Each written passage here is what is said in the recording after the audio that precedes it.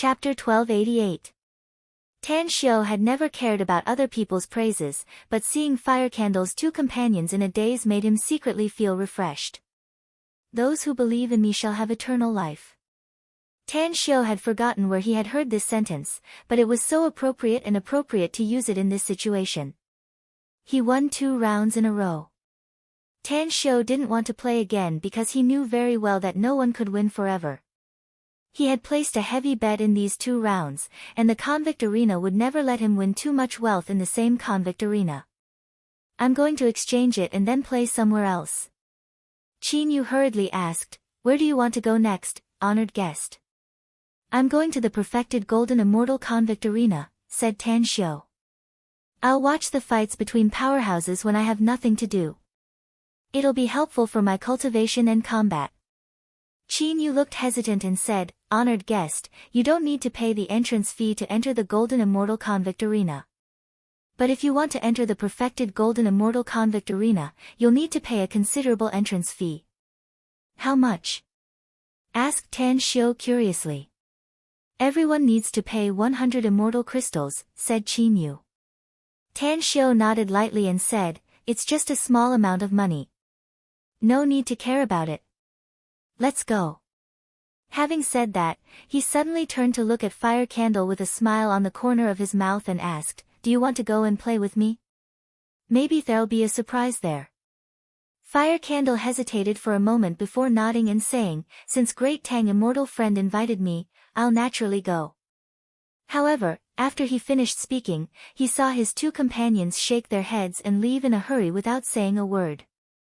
His joyful mood gradually calmed down. Tan Xiao glanced at him and walked outside while lightly smiling. Life in this world is full of experiences. It's normal to have friends all over the world along the way. But there's no such thing as a never-ending banquet in this world. Too many friends can only accompany you on your cultivation journey. With the heart of an expert, looking at the road ahead, in the end, the more you walk, the lonelier you get. Tan Xiao's words kept echoing in Fire Candle's mind. Only when Tan Xiao was about to walk out of the big door did Fire Candle secretly let out a sigh of relief and quickly chased after him. 2 hours later. Everyone rode the flying chariot and came to the perfected Golden Immortal level prison. 2 golden immortals were guarding outside the door, and their eyes flashed with surprise when they saw them. One of them said, are you sure you want to enter this prison? Yes. Tan Xiao nodded slowly, then paid 400 immortal crystals and stepped into the whirlpool door. The next moment, his figure appeared inside the convict prison. Great Tang Immortal Friend, here are 100 immortal crystals. Huazhu took out 100 immortal crystals from his interspatial ring and handed it over to Tan Xiao. Tan Xiao waved his hand casually and said, give it to her. Fire Candle turned to Qin Yu and looked at her dull eyes. Then, he said, why don't you take it? Ugh, Qin Yu's lips squirmed a few times. Finally, she gratefully looked at Tan Xiao, took the 100 immortal crystals, and quickly stuffed them into her interspatial ring. She still needed 40,000 immortal stones, which was equivalent to 400 immortal crystals, for the high-interest loan she owed. Now that she got a reward of 100 immortal crystals at once, it was simply too happy for her. Thank you, honored guest. Qin Yu said gratefully. Tan Xiao smiled faintly and walked toward the iron cages. There were not many iron cages here, only 36 in total, with a total of 36 perfected golden immortals inside. Without exception, these 36 perfected golden immortals all had a blue and white flower mark on their foreheads, which was a symbol of their former enslavement. Honored guest, according to the latest perfected golden immortal level match, there are still 8 hours left in this convict prison. At that time, 2 of the 36 deathmatch gladiators will engage in a brutal fight. You see, there are already many honored guests here. Once they participate in the gamble, the minimum threshold is 1 million immortal crystals. Qin Yu was a bit worried. She actually didn't want Tan Xiao to gamble here. After all, she had worked in the convict arena for more than a decade, and it was the first time that an honored guest rewarded her with so many immortal crystals. Tan Xiao nodded with a smile. As he passed by each cage, he would read all the information of each perfected golden immortal gladiator 3 times. The 27th, Tan Xiu stood in front of the iron cage and stopped. Although his expression was extraordinarily calm, his heart was raging with anger. This anger didn't come from the female gladiator in the cage, but from the person who caught the surrounding female gladiators. Star Tears. She was the younger sister of the sovereign of the Rosefinch Holy Sect, Supreme Star Soul, and Tan Xiu's aunt in the immortal world. She was once the true young master of the Rosefinch Holy Sect, the person he hated the most. But Tan Xiu regarded her as a very close person. The reason was very simple. Star Tears was cold-blooded and had taught her nephew, the hedonistic young master of the Rosefinch Holy Sect, a lesson countless times. It was also because of her that the true young master of the Rosefinch Holy Sect left the sect in a fit of pique and ventured into the death swamp alone. One must know that even immortal realm experts didn't dare to venture into the death swamp easily. But he had gone there and died there, so his body was occupied by Tan Xiu. The first time Tan Xiu met Star Tears, he was beaten up by her and was even captured by her to her cave residence. He was locked up for 3 months before he was released after his injuries healed. Those 3 months were absolutely painful torture for Tan Xiu. All kinds of cruel training and torture during his serious injuries shaped Tan Xiu's ability to survive in the immortal world. At first, Tan Xiu also hated his aunt Star Tears very much. But when he encountered a life-or-death crisis for the first time, he suddenly understood. It turned out that the reason he was tortured was so that he could live longer in the future. At this moment, Star Tears. Her wrists and ankles were shackled by 4 chains made of 10,000-year-old mysterious iron. Her coarse hemp clothes were tattered and stained with blood. Even her long purple hair was unkempt and messy. Tan Xiu also keenly noticed that there was a ghastly bloody wound on her left shoulder. He could clearly see the bones inside. Black Devil Miasma. Tan Xiu took a deep breath. The Black Devil Miasma could corrode the immortal body and prevent immortal force from nourishing and healing wounds. Moreover, it could bring great pain to the injured. Qin Yu, go find the steward here. Qin Yu didn't know what Tan Xiu was going to do, but she still left obediently. In just half an hour, she came back with 5 figures. The leading figure was a white-haired old man. The aura he exuded indicated that he was a perfected golden immortal. Are you the steward here? Tan Xiu didn't wait for the other party to introduce himself and asked indifferently. This old man is the steward of this convict arena, said the old man with a smile. A distinguished guest has come to visit and even ordered the attendant to find me. Is there something important? Tan Xiu pointed to the expressionless Star Tears in the iron cage and lightly said, the people under me are too poor, so I'm going to buy some perfected golden immortals to run errands. She has a good record and she's a woman, so I'll buy her. The old man was surprised and smilingly said, no problem. The gladiators of our convict arena have a clearly marked price. She's not bad here and is worth 12 million crystal essences. May I ask if little friend is going to pay the crystal essences directly? Or do you want to offset it with treasures?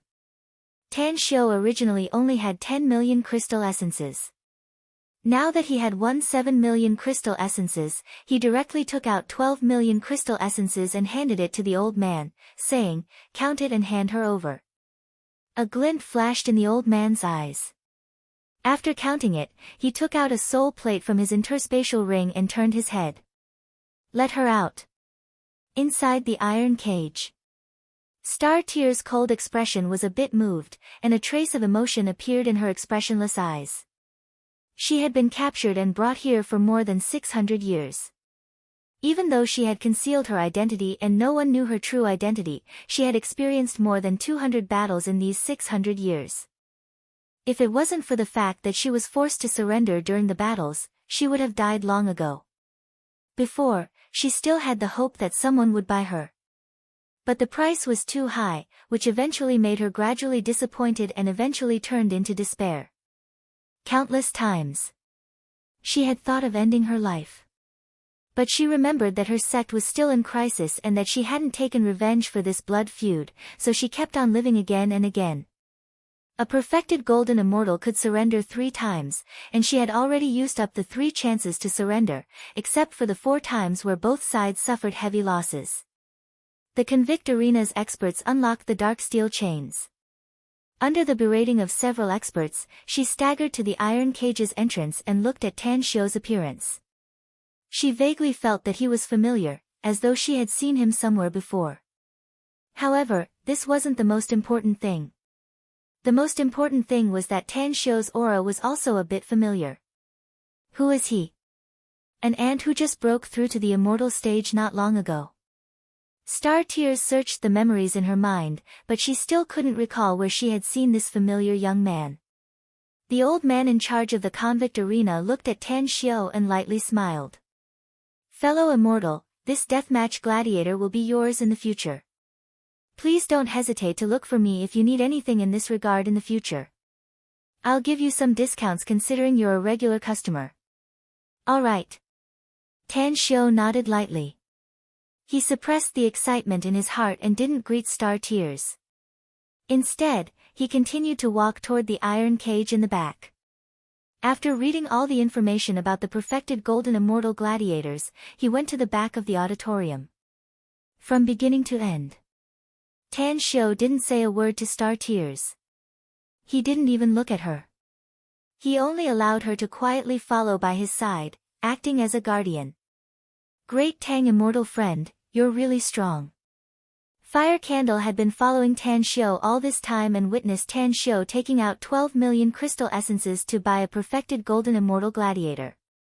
His attitude had changed dramatically compared to before. Chapter 1289. Tan Xiu didn't seem to hear Fire Candle's compliments. The scenes in his mind quickly changed, all of them were the scenes of him getting along with Star Tears. If there was anyone he could trust in the immortal world, then Star Tears was definitely one of them. However, he couldn't reveal his identity. Even if he trusted Star Tears 100%, he also knew that there was a method in the immortal world to search the memories of others. If those terrifying enemies were to attack Star Tears, there was a high chance that he would be found after searching her memories. Furthermore, through his encounter with Star Tears, Tan Xiu also realized one thing. The current situation of the Rosefinch Holy Sect was probably very bad. It was very likely that there were a lot of disciples of the Rosefinch Holy Sect in the convict arena or some other place, as well as people he cared about. And these people were likely facing great tribulations and the threat of death. I have time. I still have a lot of time. But, the Rosefinch Holy Sect doesn't have much time. And they don't have much time for the people they care about. Tan Xiu clenched his fists and a cold light gradually emerged in his eyes. After a long time, he loosened his clenched fists and suppressed all the past memories in the deepest part of his heart. Fire Candle, I suddenly remembered that there's still one more important thing to do. Therefore, I can't take you here to play. Before parting, I'll give you some words. Tan Xiu stood up and turned to look at Fire Candle. What words? Fire Candle was confused. Never have the heart to harm others, but never have the heart to guard against others, said Tan Xiu. If you want to live longer, beware of everyone, even those closest to you. Fire Candle's brows tightly furrowed as he silently pondered over Tan Xiu's words. The more he thought about it, the more he felt that it made sense. When he looked up again, he found that Tan Xiu had already left. I'll keep it in mind, thank you.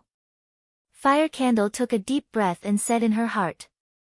Inside the wide corridor, Tan Xiu glanced at both ends. Although there were some people passing by, he still looked at Qin Yu and lightly said, if I remember correctly, the convict arena has a special place to purchase goods. Take me there. Qin Yu nodded and said, honored guest, please follow me. Pawn shop. Under Qin Yu's lead, Tan Xiu arrived at the place where the convict arena specialized in purchasing goods. He looked straight at the attendant who came to greet him and lightly said, take me to your VIP lounge and inform your auction house master that a distinguished guest has arrived. Yes. The attendant respectfully took Tan Xiu to the VIP lounge on the second floor. Just as Tan Xiu took a seat, an old man in a cyan robe walked in with a smile. His eyes swept over the several people and immediately froze when he saw star tears. Then, he suppressed his surprise and came before Tan Xiu and smilingly said, "Honored guest, are you looking for me?" Tan Xiu waved his right hand and motioned the other party to sit down opposite him. Then, he said, "I'm going to sell an ancient immortal cultivation manual and the pill formula for refining the primordial chaos Tao pill." After saying that, he took out the ancient manual and the pill formula from his interspatial ring and put them on the table in front of him. The green-robed old man's expression changed. When he quickly flipped through the ancient book and the primordial Tao pill's pill formula, his eyes revealed a shocked expression. After a long while, he slowly said, "Esteemed customer, the two items you want to sell are truly too valuable. I don't dare to make a decision on the price, so please wait a moment. I'll inform the manager to come over." "All right." Tan Xiu calmly nodded. Soon after, the old steward hurried over. After he checked the immortal cultivation scriptures and the pill recipes for refining the primordial Tao pill, he looked at Tang Xiu and said, "Fellow immortal, do you want to sell them directly? Or do you want to exchange them for something?"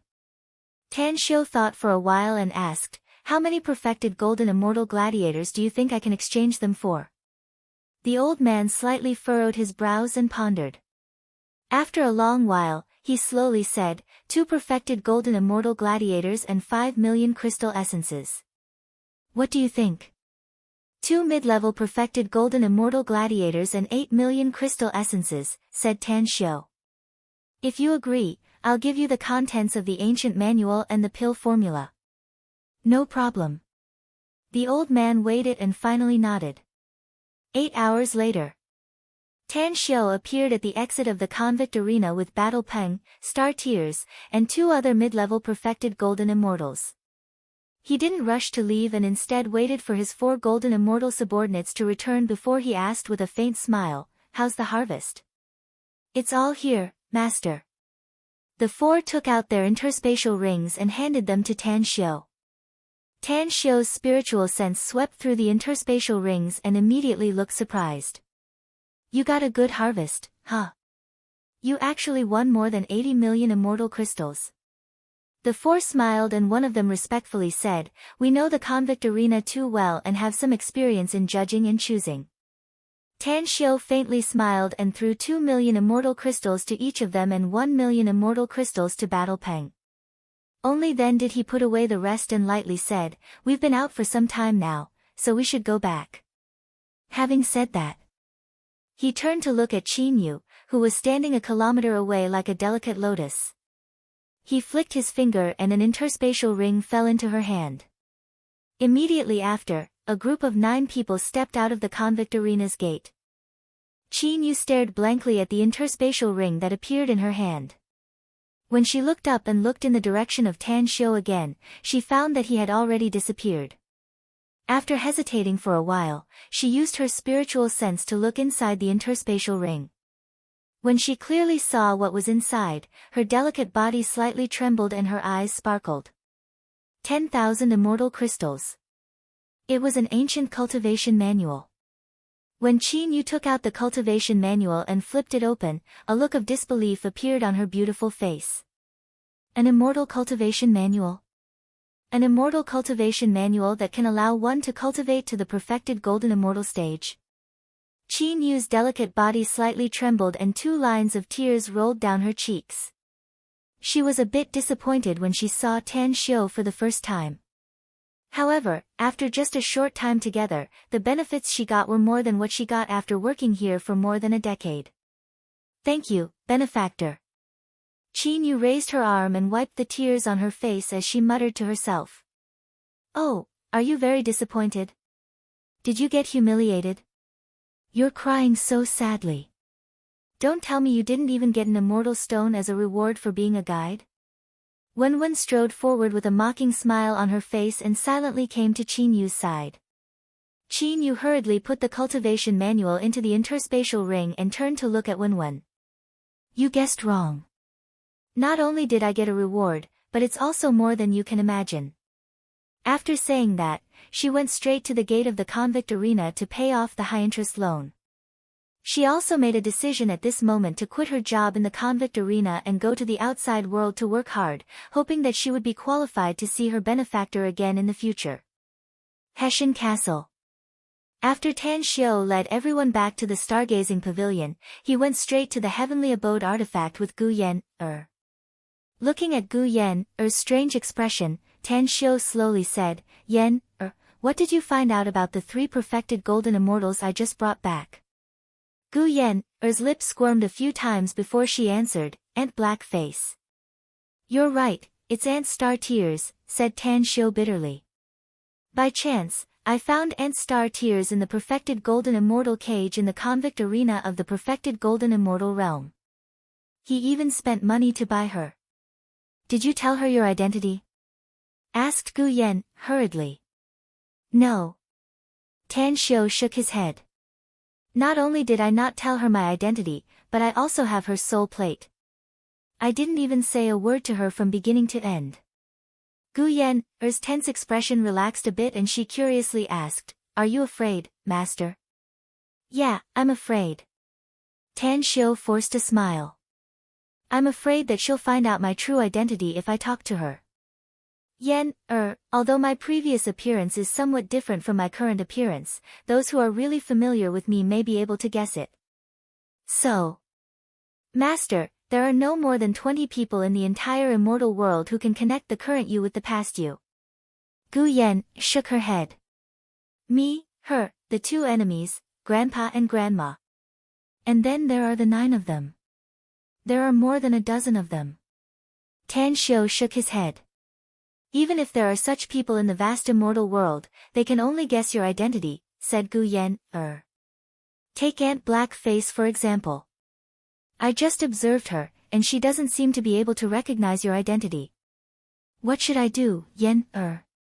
Tan Xiu nodded. Should I directly return the soul plate to her and let her leave immediately? Or, should I hide it from her and let her stay with us? After thinking for a long time, Gu Yan slowly said, Grand Master, I think it's better to hide it from her and let her stay with us. After all, she's a perfected golden immortal. If we return the soul plate to her, but she doesn't want to leave and wants to figure out your identity, it'll be troublesome. Further, Ant Black Face is the younger sister of the Rosefinch Holy Sect Master. With such an identity, she actually fell to become a deathmatch gladiator in the convict arena, which means that it'll be dangerous for her to leave alone. Since you're back, then take her with you. On one hand, she can help us do things, and on the other hand, she can also ensure her safety. Have you ever thought that only a few people know her identity, but our enemies know her? Tan Xiu said. In case, just change your appearance, said Gu Yan.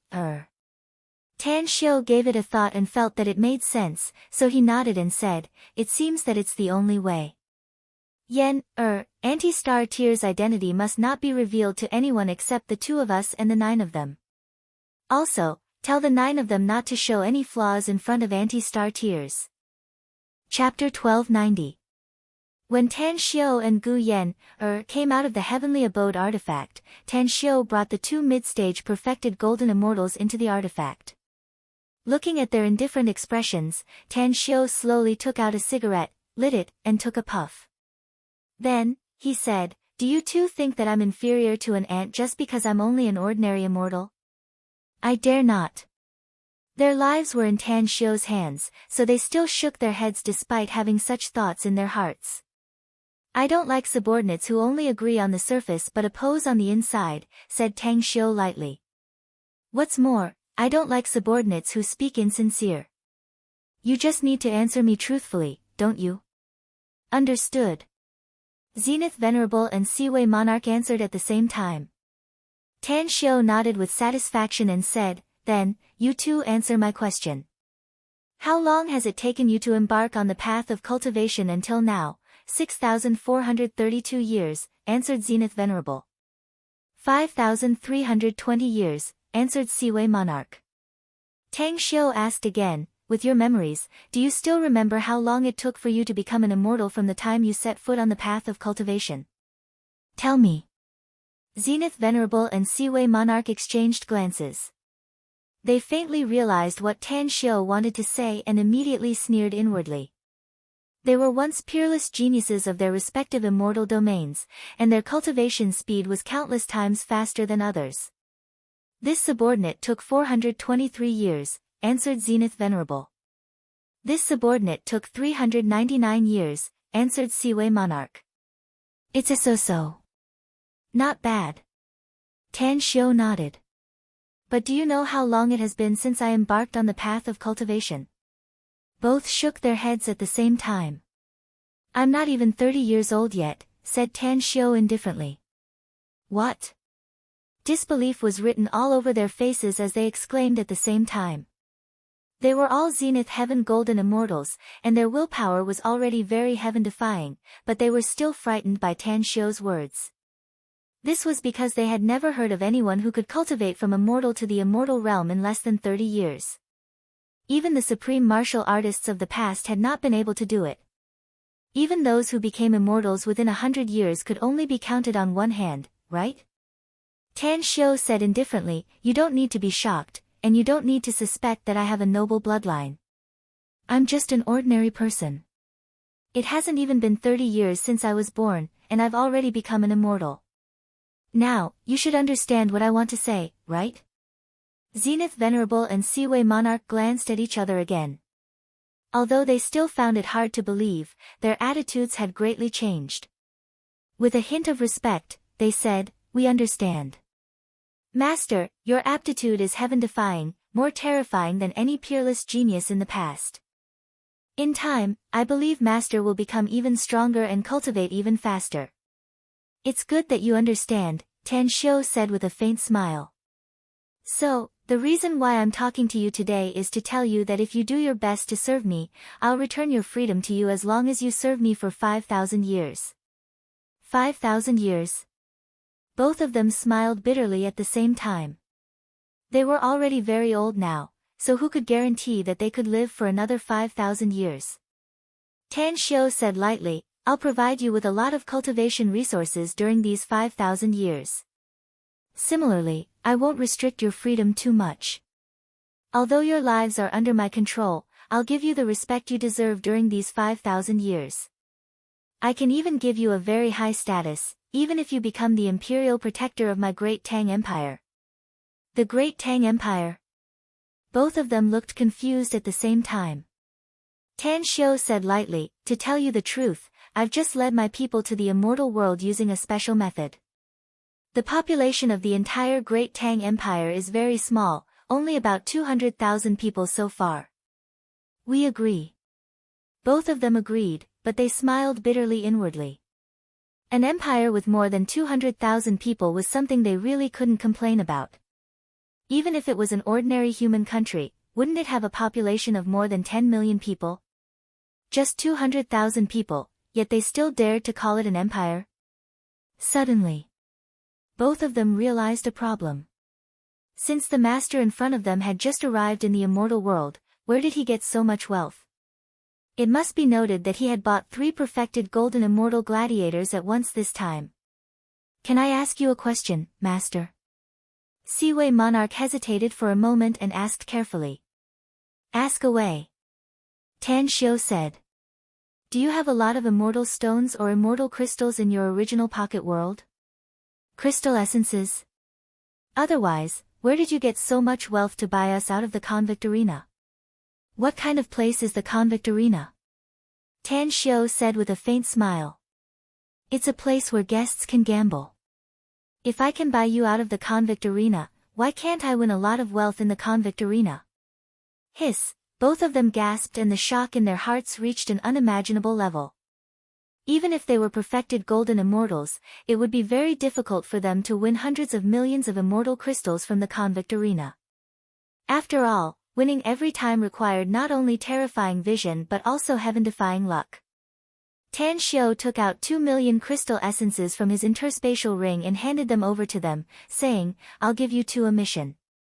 Kill an enemy who has just become a perfected golden immortal. Remember, don't expose your identity and immediately withdraw after you kill him. Who's the enemy? Asked Siwei monarch. He's Hongwu Yelang, the patriarch of the Yelang clan, said Tan Xiu. He lives in this immortal domain in Hessen Castle. We'll definitely complete the mission, said Siwei monarch respectfully. Remember, you'll only have a short time to act. Tan Xiu said, since Hongwu Yelang knows 9 Nether Swordmeister, you must have heard his name. He's in Hessen Castle and has a good friendship with Hongwu Yelang. That's why you must act like a thunderbolt and retreat before 9 Nether Swordmeister gets the news. Understood. The two respectfully nodded and were sent out of the heavenly abode artifact by Tan Xiu. Tan Xiu took a deep breath. When he came out of the heavenly abode artifact, he saw Gu Yan, quietly sipping tea and Star Tears standing quietly in the room with an indifferent expression. Come with me. Tan Xiu opened the heavenly abode artifact and took Star Tears inside. Star Tears quietly observed Tan Xiu and calmly asked, "What's your order, master?" Tan Xiu took out 2 million crystal essences and put them into an interspatial ring. He then threw them to her and said, "You don't need to call me master from now on. My name is Great Tang Heavenly Emperor, but you can call me Your Majesty." Great Tang Heavenly Emperor. Your Majesty.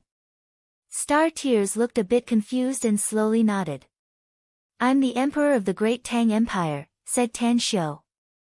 Although my empire has no territory and only has a population of about 200,000 people, you'll be the Great Tang Empire's protector from now on. But from now on, you are the Great Tang Empire's protector of the earth, and I will provide you with all the cultivation resources you need. You only need to promise me 3 things. Speak. Star Tears nodded slightly. The first thing is that you must change your appearance from now on and never meet people with this face, said Tan Xiu.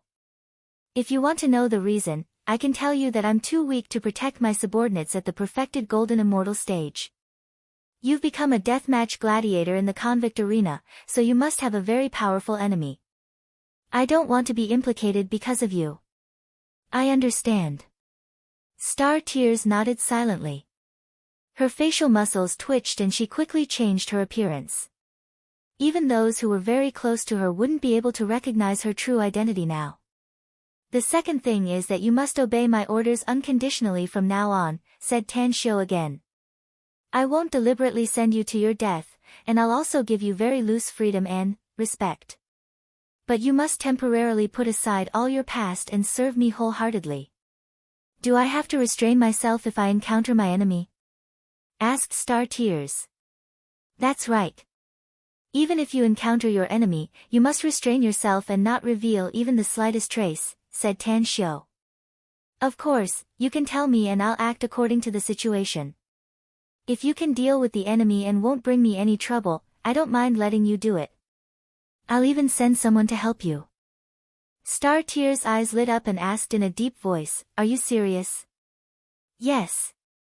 Replied Tan Xiu firmly. I promise you. Star Tears nodded heavily. I haven't thought about the third thing yet, said Tan Xiu with satisfaction. I'll tell you when I've thought about it. You can cultivate in this heavenly abode artifact for the time being. If you have nothing to do, you can help me train the Great Tang Empire's warriors in this artifact. All right. Star Tears nodded. Tan Xiu hesitated for a moment. He looked at the glimmer of vitality in Star Tears' eyes and slowly said, Since we're on the same side in the future, Tan Xiu, will return your freedom once I become a powerhouse on par with you. I'll respect your decision whether you want to stay or leave when the time comes. Star Tears' expression drastically changed and disbelief filled her eyes. She quickly retreated a few steps and asked with a trembling voice, What did you say your name was? Great Tang Heavenly Emperor, Tan Xiu, said Tan Xiu lightly. Star Tears stared at Tan Xiu's face for a long time. Then, she shook her head and said, No, you're not him. I can tell that your appearance hasn't changed at all. But why do I sense a familiar aura on you? Why? I may have guessed who you're talking about, said Tan Xiu calmly. I bought a Catwoman in the convict arena some time ago, and she also said that I have a familiar aura on me.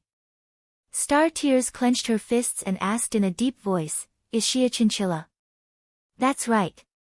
Tan Xiu nodded. "Where is she?" asked Star Tears hurriedly. Can I see her now?" Tan Xiu quickly sent a voice transmission to Catwoman.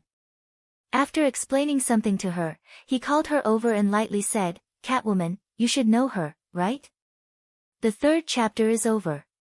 Please vote for me." Chapter 1291. Catgirl looked at Star Tears and immediately looked pleasantly surprised. She hurriedly called out, "Aunt Blackface."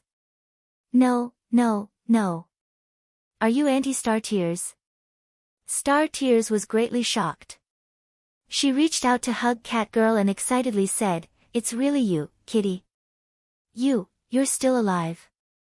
Suppressing her excitement, Catgirl nodded repeatedly and said, "I'm still alive, Auntie Star Tears.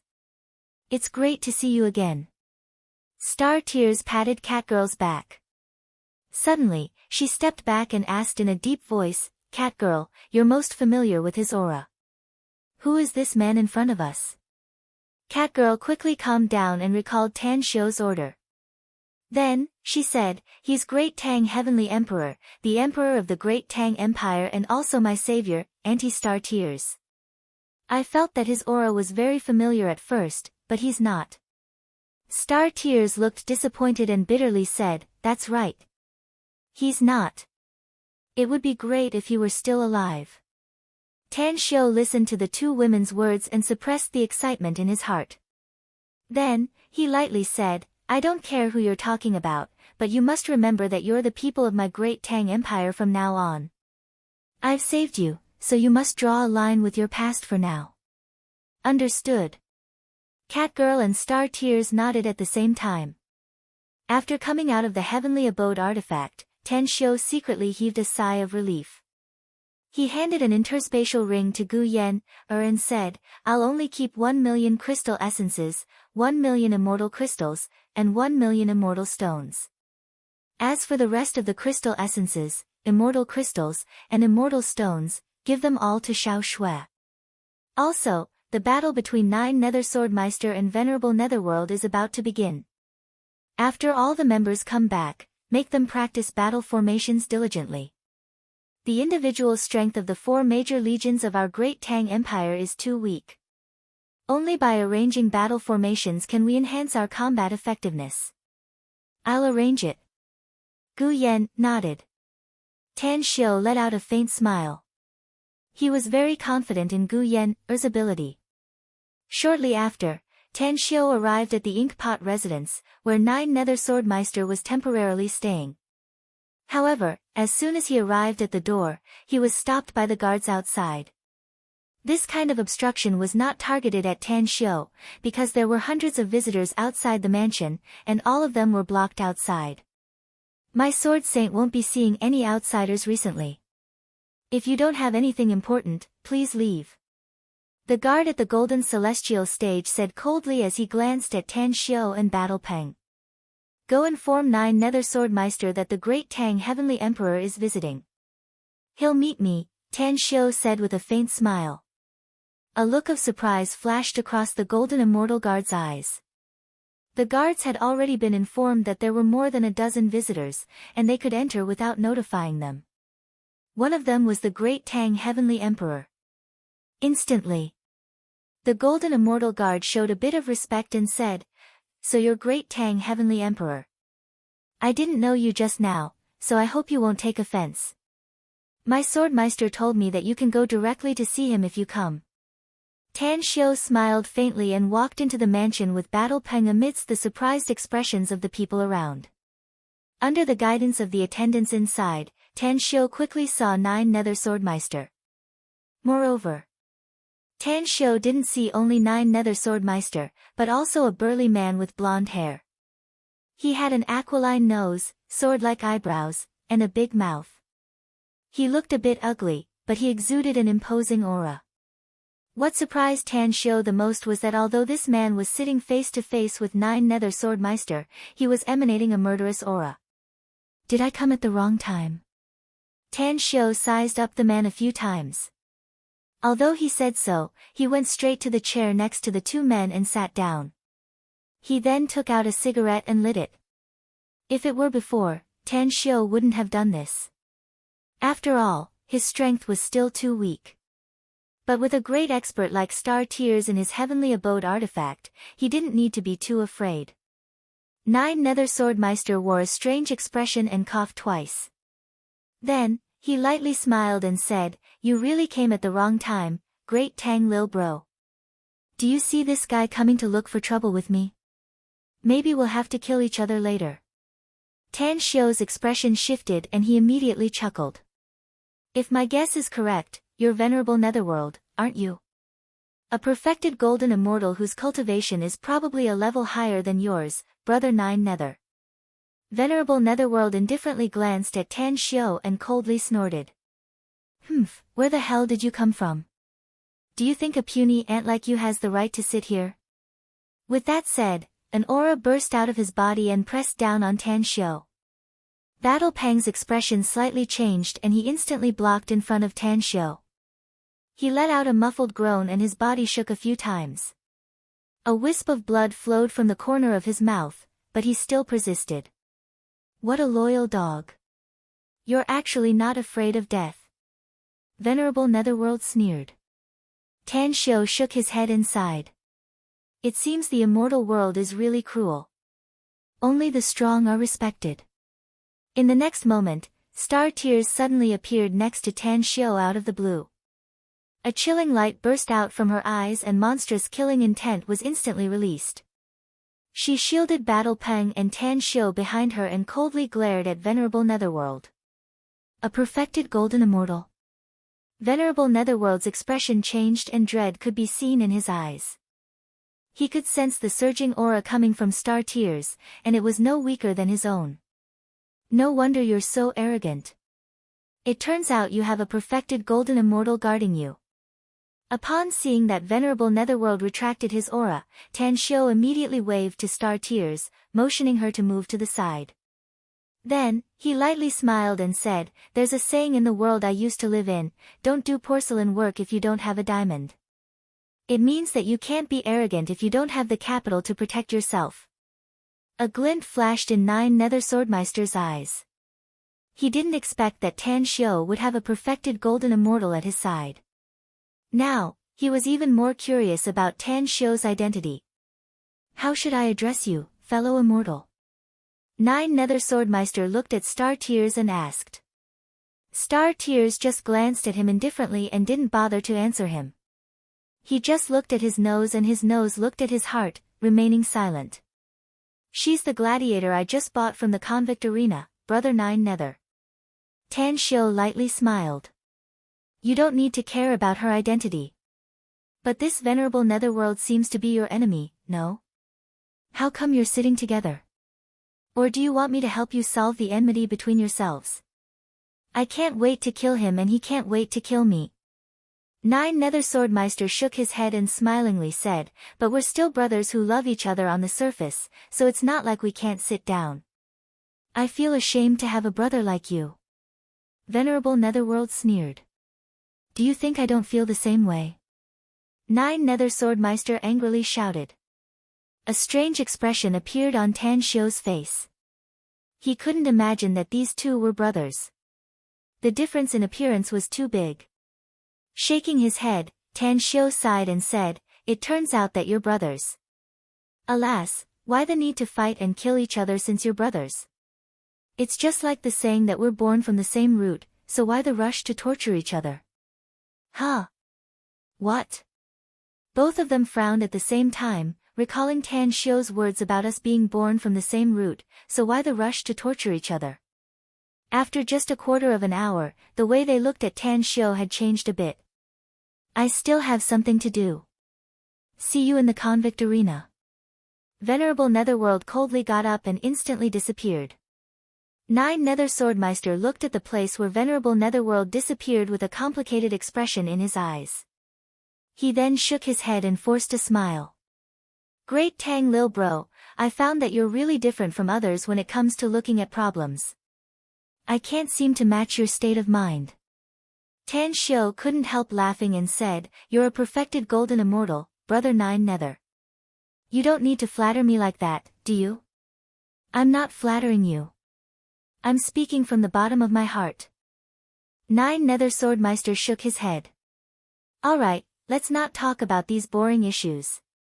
Is there something you need from me this time?" "It's nothing important. I just want to play a game of chess with you, brother Nine Nether." Tan Shio lightly smiled. "Just a game of chess?" Nine Nether Swordmeister asked with a strange expression. "Of course. Just a game of chess." Tan Shio nodded and smilingly said. Nine Nether Swordmeister shook his head and couldn't help but laugh. He casually placed a chessboard on the small round table in front of him and lightly smiled. "Great Tang Lil Bro, you should know how to play fairy chess, right?" "I do." Tan Shio smiled and said, "What I hate the most when I play this kind of chess is when my opponent gives up halfway, so I hope brother Nine Nether will go all out." "So, I hope that old brother Nine Nether will give it your all. You can only go and do other things if you defeat me with your true abilities." Nine Nether Swordmeister's expression shifted and he faintly felt that Tan Shio's words had a hidden meaning. However, he had nothing to do at the moment, so he nodded and said, "Alright, let's begin then." Alright. Fairy chess was more or less the same as Go. The two of them frequently placed their pieces, causing the number of pieces on the chessboard to increase and the fight to become fiercer. Just as the two of them reached the most intense and critical moment, Nine Nether Swordmeister's complexion suddenly changed and he reached out to grab a streak of light. "Save me, brother Nine Nether." Nine Nether Swordmeister suddenly got up and stared fixedly at Tan Shio, saying in a deep voice, "Great Tang Lil Bro, you're already in trouble now, brother Nine Nether, so why bother poking your nose into other people's business?" Tan Shio lightly smiled. "Besides, I'm afraid it'll be too late even if you rush over now. It's better for us to finish this game in peace."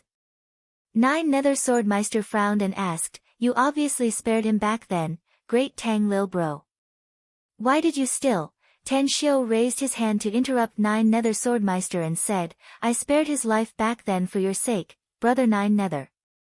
But he deserves to die now, so I naturally have a reason to kill him.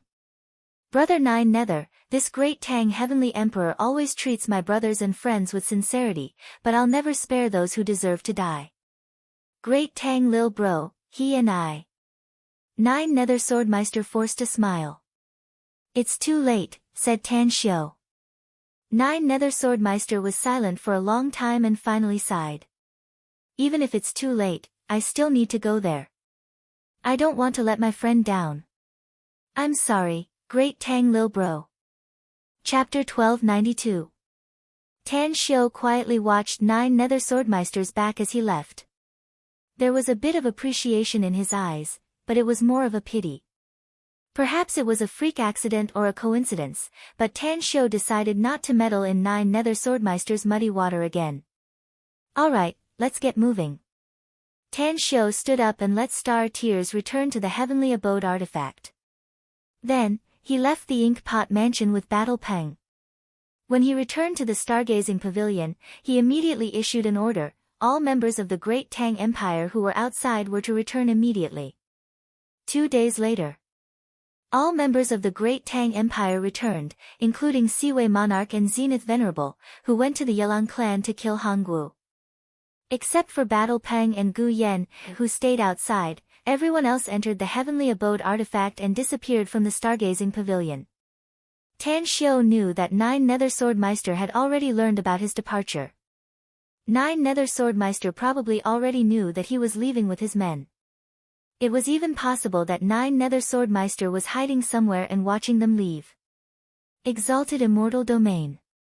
When Tan Shio stepped out of the spatial teleportation array and looked around, a bit of killing intent flashed in his eyes. He didn't care about the immortal soldiers stationed here and quickly left with Gu Yen, and Battle Peng.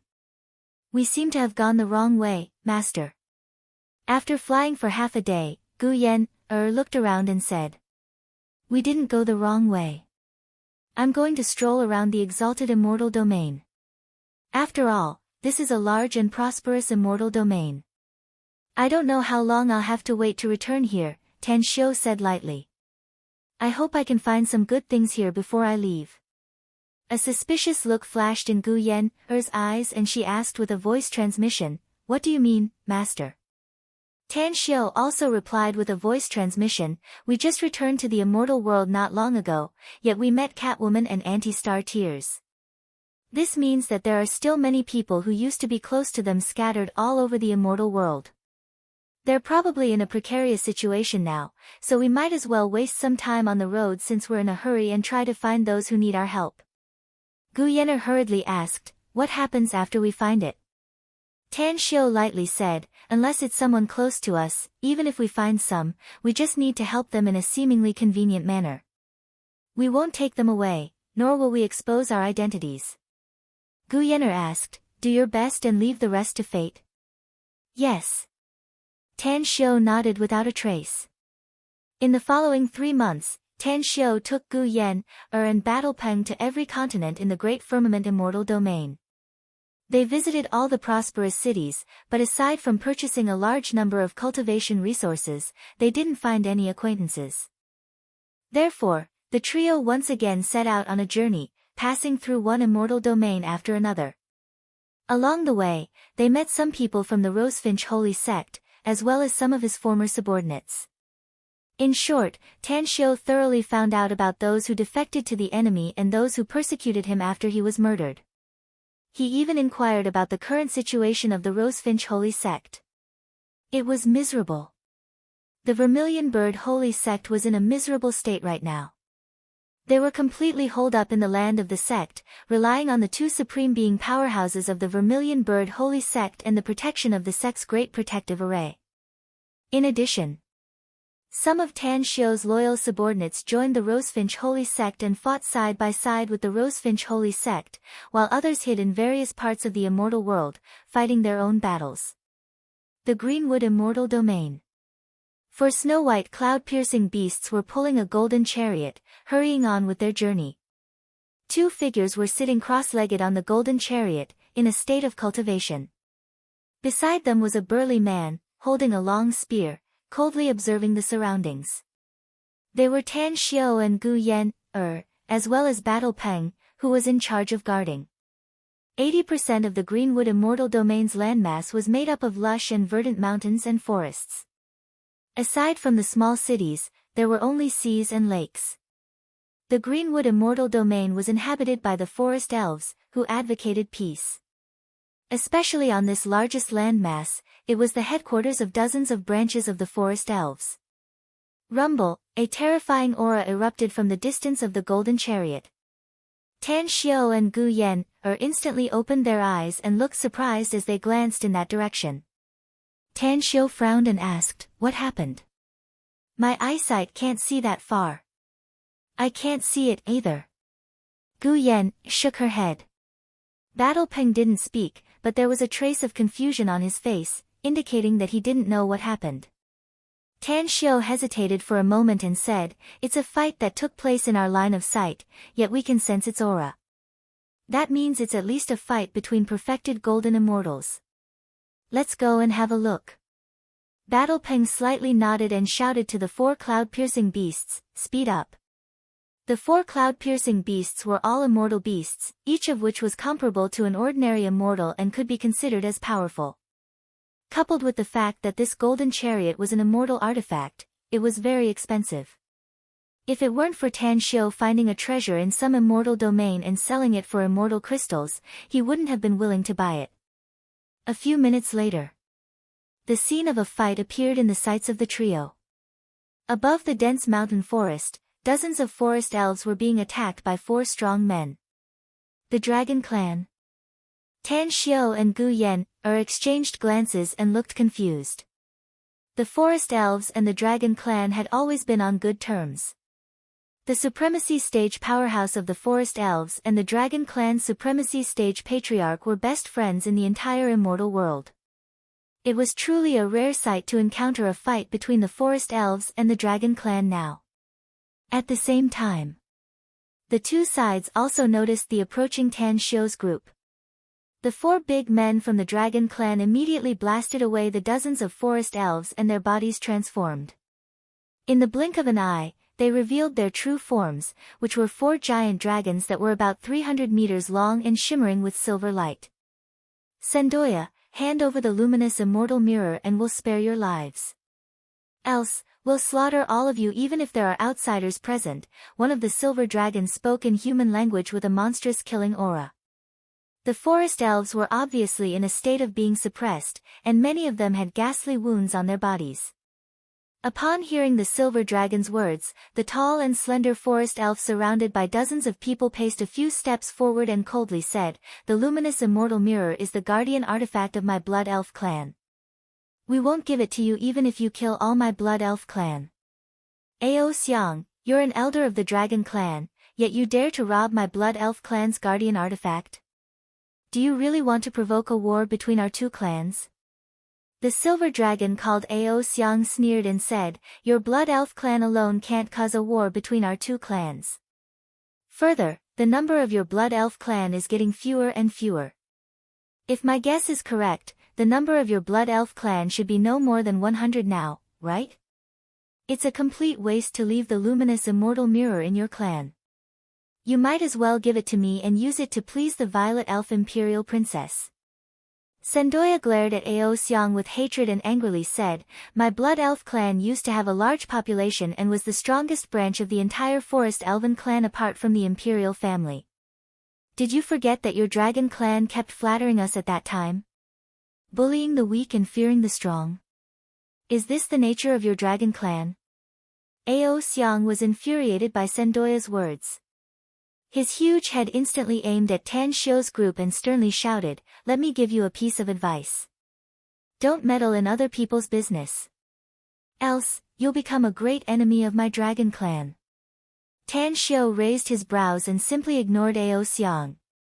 He looked at Sandoya and asked in a clear voice, "Did he just say that the remaining population of your blood elf clan is less than 100? Is that true?" Sandoya vigilantly looked at Tan Xiu and said in a deep voice, "That's right. It's true that countless of our blood elf clan have died in battle. But as long as any one of us is still alive, we can lead our clan to rise again in the future." Tan Xiu sighed. The blood elves are known as the war elves of the forest elven clan and were indeed the strongest branch of the forest elven clan. Who would have thought that your blood elf clan would fall into such a miserable situation in just a few tens of thousands of years? If my guess is correct, you should be being ostracized by the elves now, right? Sandoya's expression turned extremely unsightly. As the leader of the blood elf clan, she was naturally well aware of the current situation of her clan. It was very bad. Very bad indeed. She was even aware that Ao Xiang and the other 3 bastards had come here to snatch the luminous immortal mirror, and the elven imperial family definitely knew about it. Yet, they didn't lend a helping hand and just turned a blind eye to it. Tan Xiu let out a faint smile. He could see a lot of problems from Sandoya's expression. Hence, he quickly thought about it and said with a smile, "We're just passing by and don't feel like poking our nose into other people's business. But we don't mind lending a helping hand if our own people are in trouble. You're called Sandoya, right? Rather than living here sullenly, it's better for your blood elf clan to leave this place and find another place to settle down." Sandoya looked at Tan Xiu indifferently and asked, "Who are you?" Tan Xiu smiled and said, "I'm His Majesty of the Great Tang Empire. You can call me Great Tang Heavenly Emperor. If your blood elf clan is willing to leave with me, I can let you live in my Great Tang Empire." Sandoya pondered for a moment and shook her head. "The forest immortal domain is the most suitable place for us elves to live. Besides, do you think you can make us leave with you just because of a few words? Please leave. We don't need your help." Tan Xiu couldn't help laughing. After calling Zenith Venerable and Seaway Monarch out of the Heavenly Abode artifact, he pointed at Ao Xiang and the other 3 dragons and said lightly, "Make them scram. Otherwise, help me kill them." Ao Xiang looked frightened and roared, "You're Great Tang Heavenly Emperor, right? Do you really want to poke your nose into other people's business?" Chapter 1293. Tan Shio could hear the threat in Ao Xiang's words, but he didn't care and said with a faint smile, I don't like killing, but I can't help but meddle when I see people bullying the weak. Of course, I won't stop you if you leave now. Ao Xiang glared at Tan Shio and shouted, let's go. After saying that, they looked coldly at Sendoya again before flying into the distance. Tan Shio smiled slightly and let Zenith Venerable and Seaway Monarch return to the Heavenly Abode artifact. Then, he looked at Sendoya and said, remember my name and the empire I own. If you really can't stay here anymore in the future, come to the Great Tang Empire and find me. I can provide you with a place to stay. After saying that, he didn't give Sendoya any time to speak and ordered the 4 Cloudpiercer beasts to continue their journey. Sendoya and the dozens of blood elves watched Tan Shio's trio leave with complicated expressions. In fact, they didn't want to leave, but they still had a glimmer of hope that their race could return to its peak here. Chief, I think, a male blood elf wearing a red cloak and red armor said hesitantly.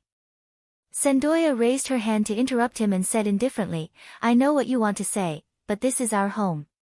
We can't leave here unless we have no other choice. Besides, we don't know where the Great Tang Empire is or who the Great Tang Heavenly Emperor is. So, we can't promise him. Immortal world. It was a world of ice and snow. Snowflakes fluttered in the sky, and glaciers stood tall. The ground here was covered with a thick layer of ice, and only a few plants suitable for this environment added a bit of vitality to this world of ice and snow. Kacha, above the night sky, a bolt of lightning appeared out of thin air. Amidst the lightning, a disheveled figure fell from the crack in space and smashed heavily onto the hard ice. She was Han Qinggu. She had just ascended from Earth to the immortal world and used her spatial ability during the process of ascension. At this moment, she was drenched in blood, and her white dress was blood-stained and tattered. Cough, cough, after a long while. Only then did Han Qinggu climb up from the layer of ice with great difficulty. Her body trembled slightly as she looked around. In the end, a sad smile appeared on her face that had dozens of bloody scars. I'm back. A little later than him, right? Han Qinggu gently raised her arms, and as mist appeared around her, the blood on her body was washed clean in a short moment. As her tattered dress exploded, she instantly put on a white battle robe. Suddenly, her expression changed slightly and a vigilant look appeared in her eyes. She sensed a powerful aura rapidly approaching from the distant horizon. Without any hesitation, she moved as fast as lightning and rushed towards a nearby iceberg. In the blink of an eye, her figure merged into the iceberg. Phew! The raging wind whistled, and a blue figure appeared out of thin air where Han Qinggu was. His body exuded a chilling aura as his sharp eyes slowly scanned the surroundings. He then frowned and murmured, there was clearly a breath of life. How did it disappear so quickly? Could it be that a great divine ability came here? A few minutes later, he secretly shook his head and then bolted toward the distance. 10 days later, a deep hole was blasted open on the iceberg. Han Qinggu, who had no injuries on her body, turned into a stream of light and shot toward the distance. She wanted to find him. She didn't even need to worry about not being able to find him. Because of her understanding of Luo Yunyang, Han Qinggu clearly understood that no matter where he went, he would cause a rain of blood and foul wind. Furthermore, he came back for revenge this time, so she could find his traces as long as she paid attention to the major events in the immortal world. Han Qinggu didn't want to disturb him, but she wanted to watch him from afar. Just, watching him was enough. Immortal world, Immortal Lyceum. The Immortal Lyceum's sphere of influence was very wide, and the vast immortal domain was under the control of Apotheosis Immortal Bella. In the past 100 years, the entire Immortal Lyceum's territory had become particularly chaotic. It was because Apotheosis Bella participated in the war in the immortal world hundreds of years ago and was severely injured. In the endless void. For endless paths extended into the void, and at the intersection of the 4 paths was a piece of land in the celestial realm. The land area was not very large, but it was still millions of kilometers wide. On this piece of land, there were many richly ornamented buildings. Whoosh! A figure flickered lightning fast from the southwest road and quickly landed outside the vortex portal connected to the land. He was clad in a silver battle robe and silver boots. His silver hair draped over his shoulders and he exuded the aura of a perfected golden immortal. Greetings, Apotheon Mu. Dozens of immortal soldiers guarding outside the vortex portal saluted the newcomer. Apotheon Mu nodded slowly. After entering the vortex portal, he stepped on the red clouds floating in the sky and came to the square outside the towering palace in the middle. A valiant female immortal floated over and asked in a deep voice, "How's Apotheosis Bella's injury?" "She's seriously injured. If we can't find the holy dragon fruit within 100 years, I'm afraid," said the female immortal. "I want to see her." Apotheon Mu frowned deeply. The female immortal hesitated. "Venerable immortal told me that if there's no, come in." An ethereal voice came from the palace. Apotheon Mu gently nodded to the female immortal and then instantly entered the palace. When his figure appeared, he was already inside the palace. He looked up at the pale-faced Apotheosis Bella sitting cross-legged on the Nine Dragons' throne. He forced a smile and said, "Why did you do this, venerable immortal?" Apotheosis Bella had a stunning face and looked like she was in her 30s. Her skin was like ice and bones were like jade, and her beauty was soul-stirring. Her slender white fingers stroked the hair on her temples as she calmly said, "He once said that the great Tao is from my heart. My Tao is the Tao of love, and my heart has become the heart of love. He was ruthless to me, but I can't be ruthless to him. Even if I die, I want to crush the demon in my heart." Venerable immortal, some things can't be forced. Apotheon Mu sighed. Master's soul has already flown away. You won't get any good results even if you persist. Why don't you just let it go? Fierce killing intent burst out of Apotheosis Bella's eyes and she shouted with a bit of bitterness, "Let it go. Can I let it go? He might have died, but his worries are still there. Those treacherous bastards haven't died yet, so how can I let it go?" Apotheon Mu was silent for a moment and slowly said, "Junior brother Sirius is dead. I just received the news that he died in the hands of Venerable Baijan, a subordinate of Great Emperor Danqing." Apotheosis Bella was silent for a long time and then said with a bit hoarse voice, "Sirius is a proud and aloof person, so he didn't want to stay in the Rosefinch holy sect. He has killed countless of Great Emperor Danqing's men in the past 700 to 800 years and has long been regarded as a thorn in their eyes by Great Emperor Danqing and his people. I've long expected that he would be killed. Venerable immortal, you've also slaughtered countless powerful enemies over the years, so I'm afraid they have long regarded you as a thorn in their eyes," said Apotheon Mu. "You may have broken through to the supremacy stage, but you're still seriously injured. In case, no need to worry." Apotheosis Bella shook her head and said, "The array here was arranged by your master. Unless Great Emperor Danqing and Zither Demon Jiuyao come together, they won't be able to break the immortal array here. But you often come here from the misty spring ocean, so it's very easy for them to spy on you. The reason I came here is because I need the luminous nacre fan in your hand," said Apotheon Mu. Apotheosis Bella's complexion changed and she shouted in a deep voice, "I know what you want the luminous nacre fan for, but I'll never give it to you and I'll never allow you to take risks." The four of them were suppressed at the foot of the heavenly mountain to attract you to rescue them. With your strength, going there is no different from walking right into a trap. I must go. Apotheon Mu said in a deep voice, "They are my martial brothers and the last disciples of Master in this world. Even if I die there, I'm willing to do so as long as I can rescue the four of them." "No." Apotheosis Bella shook her head. "I can feel more at ease if you break through to the supremacy stage. After all, even if you can't save them, you still have some assurance to escape. But you're only a perfected golden immortal now, so going there is no different from courting death. Apotheon Mu, listen to my advice. Go back to the misty spring ocean and focus all your attention on cultivation.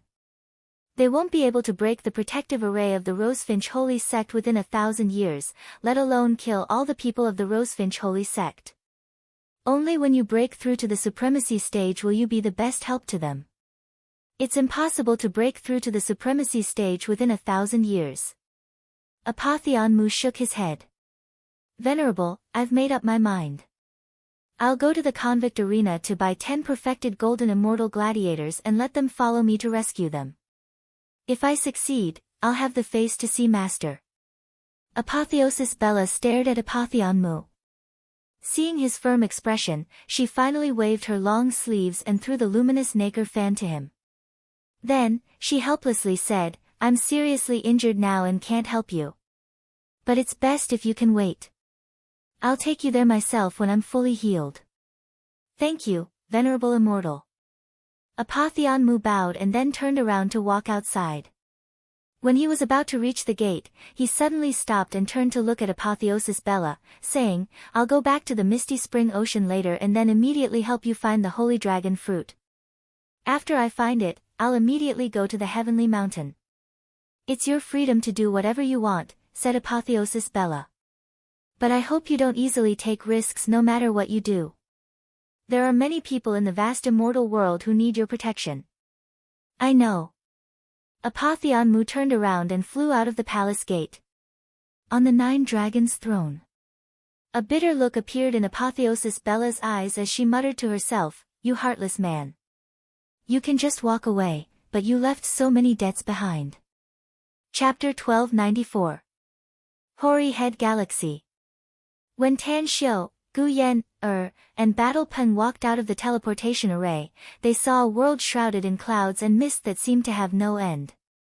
This was the misty spring ocean, a place where even perfected golden immortals couldn't see far. Dozens of immortals in black battle robes and holding immortal swords cast their gazes over. I want to see Apotheon Mu. Tan Xiu came to the front of the dozens of immortals and spoke indifferently. The burly golden immortal leader furrowed his brows and coldly said, Who are you, mister? Do you think you can directly call out the name of our overlord?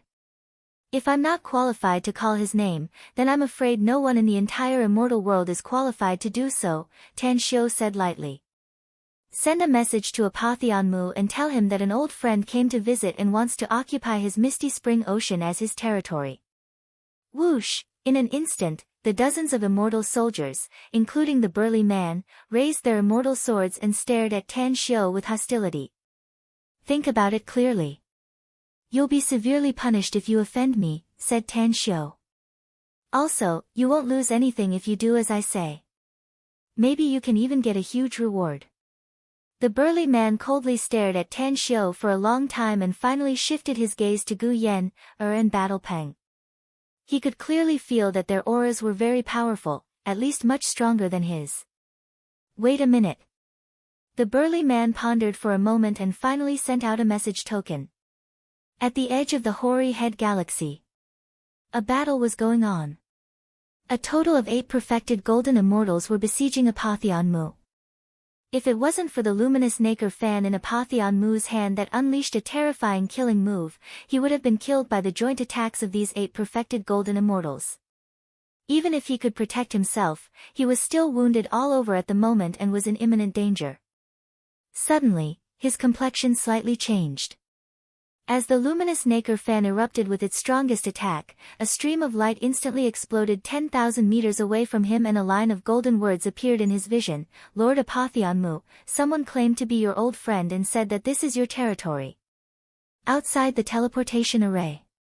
An old friend? Possession? Apotheon Mu's heart was filled with bitterness. The crisis in front of him had left him with no time to spare, and now a powerful enemy had come to his Mist Source Island. It was really hateful. Looking at the 8 perfected golden immortals pouncing on him again, he gritted his teeth and roared, Come on. Come, all of you. Even if I die, I will drag you down with me. His voice fell. He took out a communication talisman and quickly disappeared into the distant horizon. Mist Source Island, outside the teleportation array. The burly man's expression changed. When he caught the stream of light in his hand, he immediately read the information contained within. After reading it, he looked at Tan Xiu's group and said, Esteemed Apotheon Mu has sent a message saying that he has left the immortal mark. Please go see him in person. Tan Xiu glanced at the immortal mark that appeared after the messaging talisman exploded and immediately asked in a deep voice, how long will it take to get from here to where Apotheon Mu is? Even if a golden immortal rushes at full speed, it will still take 2 hours. The burly man sneered. Tan Xiu nodded and summoned Seaway Monarch from the heavenly abode artifact. Then, he indifferently said, lead the way to the place where the immortal mark is located. Understood. Seaway Monarch complied and instantly swept up Tan Xiu's group of 3 and flew toward the place marked by the immortal mark. His speed was very fast and he appeared thousands of miles away in just a blink of an eye. So fast. The burly man's complexion greatly changed and his face was full of shock. He could tell that the big man who was summoned was at least a perfected golden immortal. At the edge of Mist Source Island, Apotheon Mu was fighting in a frenzied counterattack in a suicidal manner.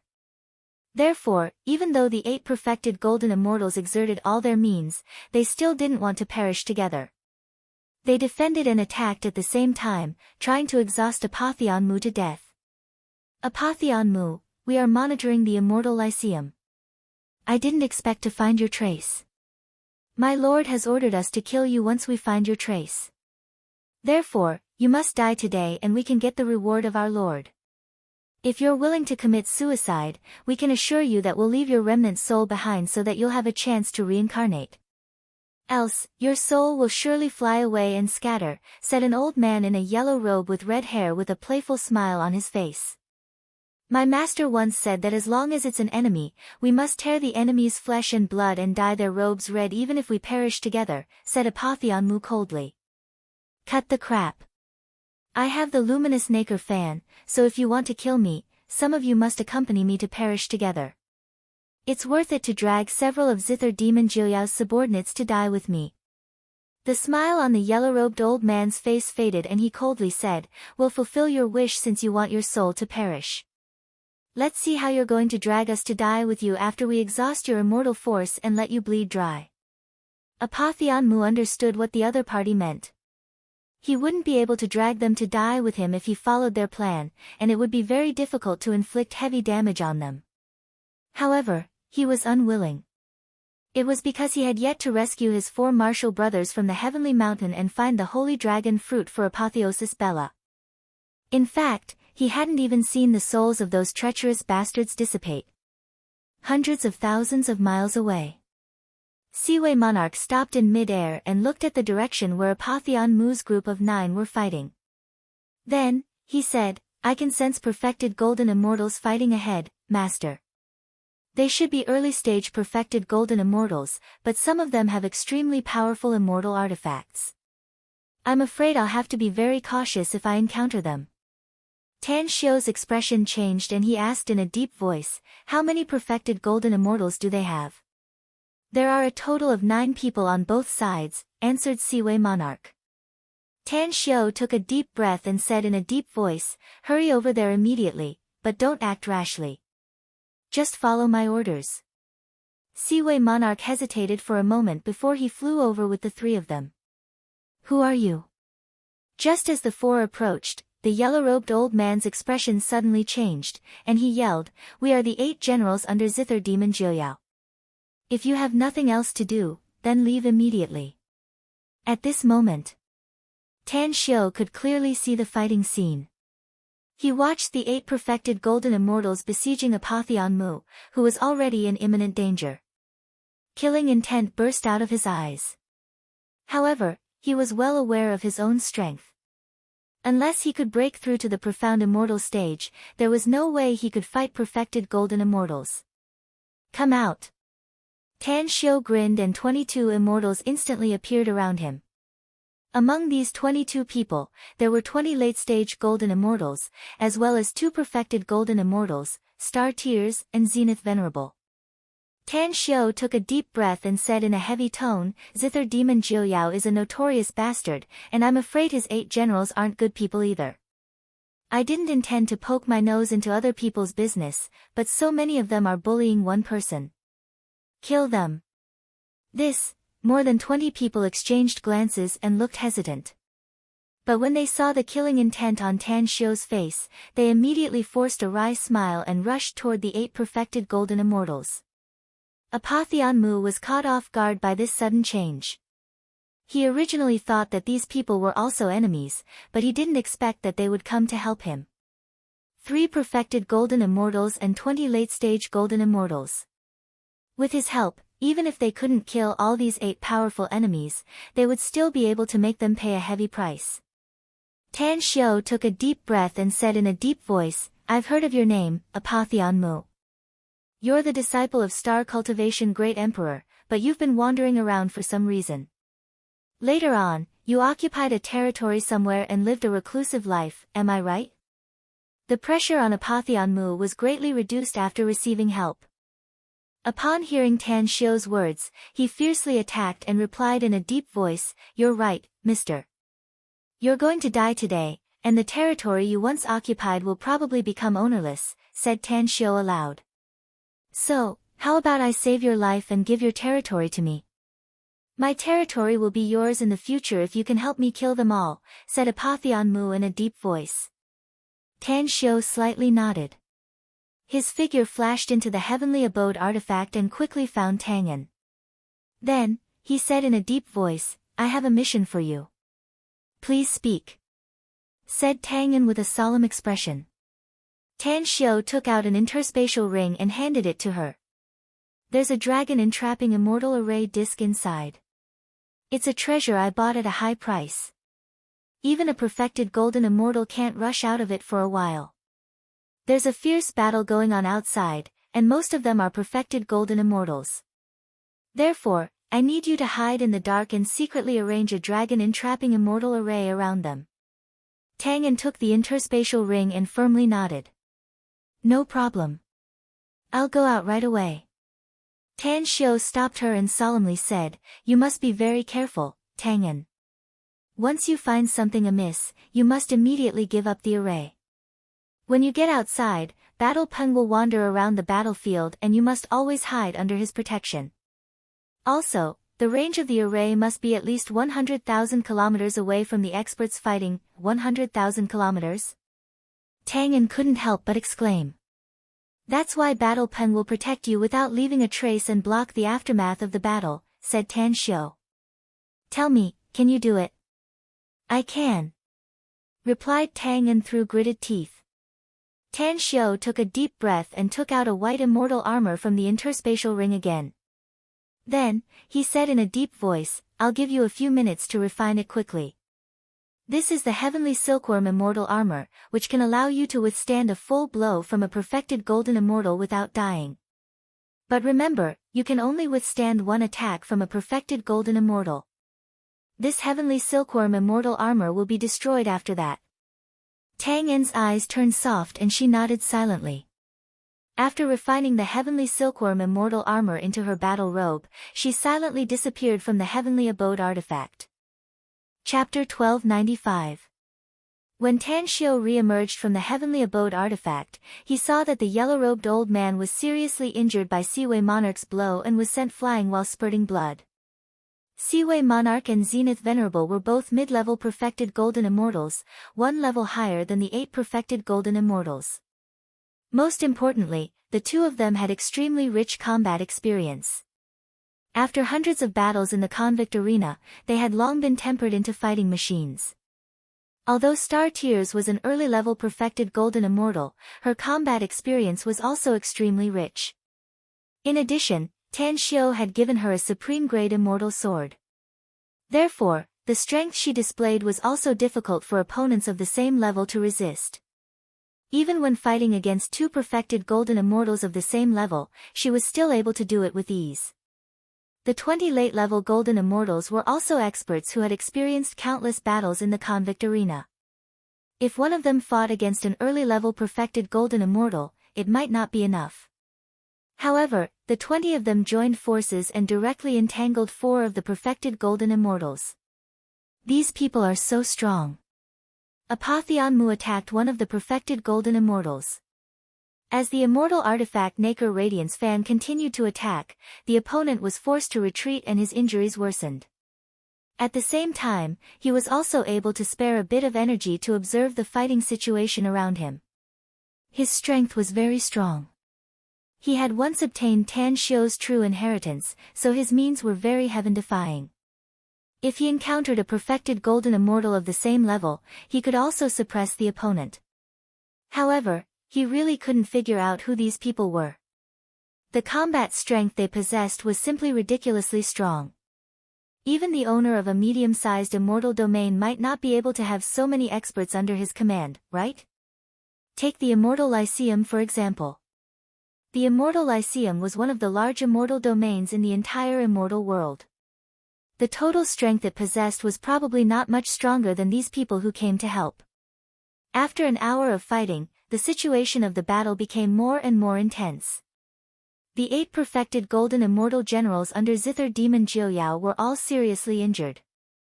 If they hadn't gathered together and joined forces to resist the besiegement of the crowd, perhaps some of them would have been killed. Of course, Zenith Venerable, Seaway Monarch, and Star Tears also suffered serious injuries, but they were much better off compared to the 8 generals under Zither Demon Jiuyao's command. As for the 20 late-stage golden immortal experts, 4 of them were heavily injured and had to retreat from the battle, while the rest were riddled with injuries as they attacked their opponents in a frenzy. Swoosh, Tang En's figure suddenly appeared next to Tan Xiu, but Battle Peng didn't return to Tan Xiu's side and directly joined the battle. Grand Master, it's done. Tan Xiu nodded with satisfaction and said, activate the Grand Array immediately. We must kill all 8 perfected golden immortals today. Let my master do it. Tang En handed a crystal marrow to Gu Yan, and whispered, this crystal marrow is the core of this immortal array, master. As long as you activate it, you'll be able to understand the secrets of this feng shui formation, and you'll be able to control it easily. Gu Yan raised her hand to interrupt her and smilingly said, I know how to arrange the dragon imprisoning immortal array, so it's not difficult for me to control it. After saying that, she injected her immortal force into the crystal marrow and immediately, 8 golden runes flowed out like water and quickly spread in all directions. In just a few seconds, the entire space was shrouded by the 8 water-like golden runes, while golden lines gradually formed under the ground. An immortal array. The eyes of the 8 generals under Zither Demon Jiuyao were filled with shock at the same time. They were the ones who chose this battlefield, so they couldn't figure out why there was a feng shui immortal array here. They could easily see that this was the dragon imprisoning immortal array, an extremely powerful trapping array in the immortal world. Brothers, let's join forces to break this array. The yellow-robed old man, who was seriously injured and coughed up blood, roared and directly gave up the fierce attacks launched by the 4 perfected golden immortals and bombarded the golden lines on the ground. At the same time, the other 7 perfected golden immortals also gave up most of their defenses and fiercely attacked the direction the yellow-robed old man was attacking. Puff, puff, puff. The 3 perfected golden immortals were instantly killed by Seaway Monarch, Zenith Venerable, and Star Tears. Even the immortal weapons in their hands shattered the 3's immortal souls. Bang! Bang! Bang! Bang! Bang! Even if the other 5 perfected golden immortals were not killed in one blow, they still suffered serious injuries. 2 of them even directly lost their ability to fight. However, the dragon imprisoning immortal array, which could withstand the full blow of a perfected golden immortal, was directly broken by the simultaneous bombardment of 8 perfected golden immortals. Run! The red-robed old man's eyes revealed a crazed look. As he swallowed a pill, his aura soared in just a few seconds. Under the threat of being pierced by Star Tears in the abdomen, he sprayed a pool of blood and fled to the distance in a panic. Puff! Puff! Puff! Another 3 perfected golden immortals were killed while fleeing in panic.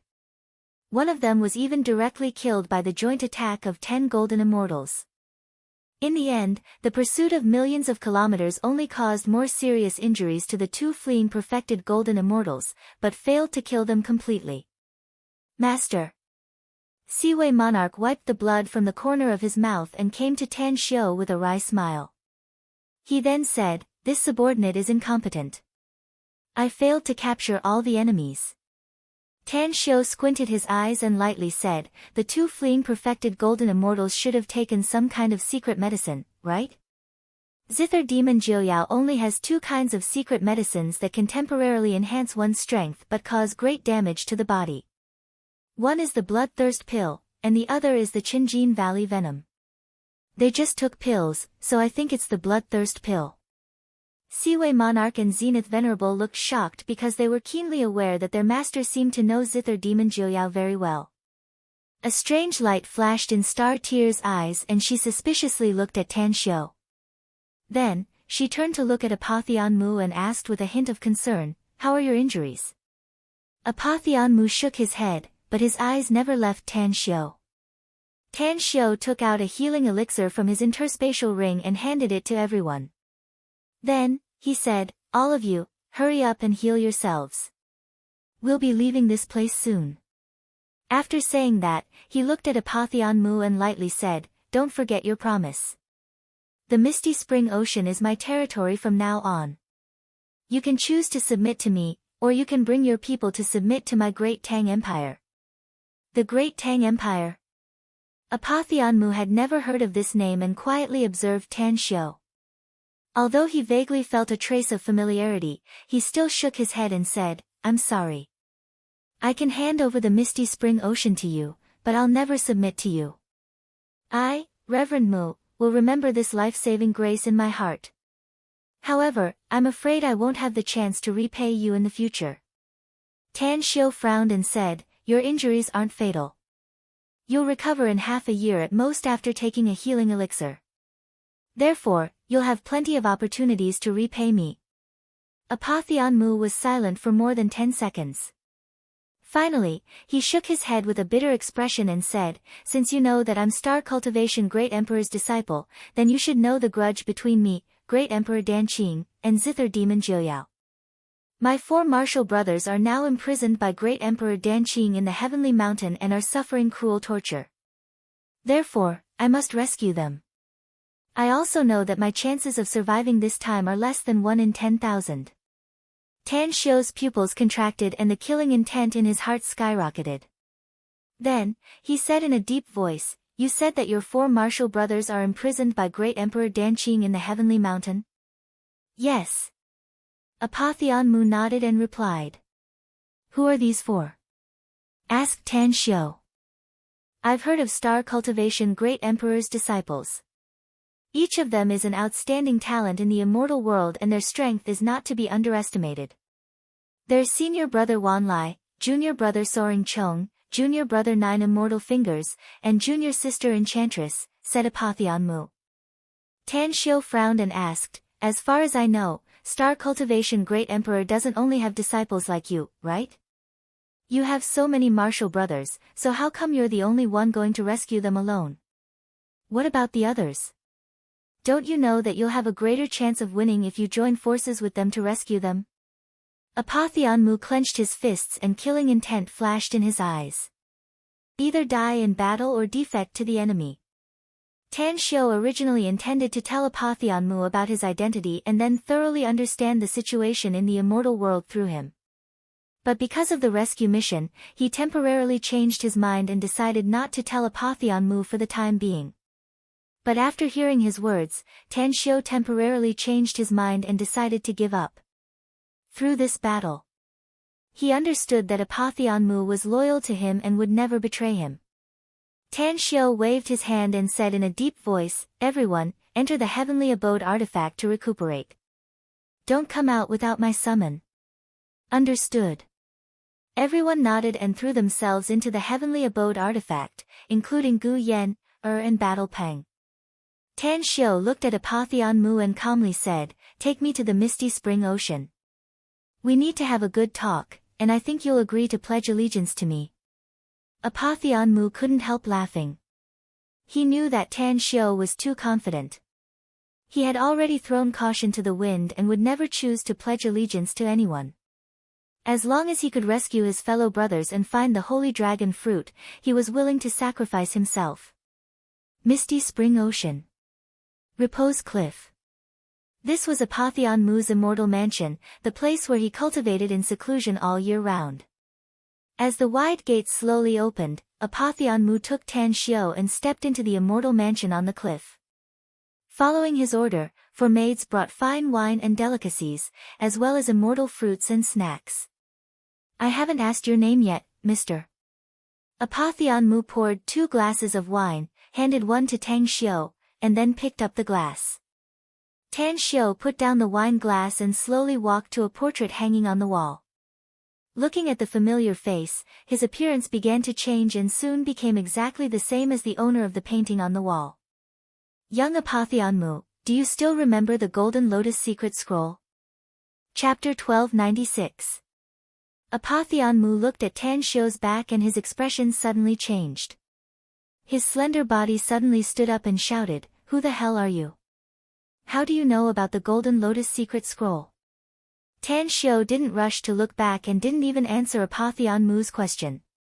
He continued, "The 6th chapter of the Golden Lotus Secret Scroll, weaving and intertwining threads, strength and roots." As the name suggests, the Golden Lotus is a combination of layers. To erupt its power, one needs to have a solid and stable root to form a lotus petal entanglement. "Answer my question." Apotheon Mu angrily shouted. "Haven't you guessed who I am yet?" Tan Xiu asked rhetorically.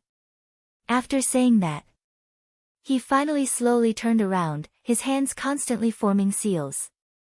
A golden lotus completely woven with golden threads bloomed with dazzling golden light.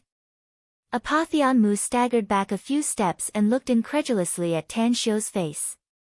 His heart fiercely twitched a few times.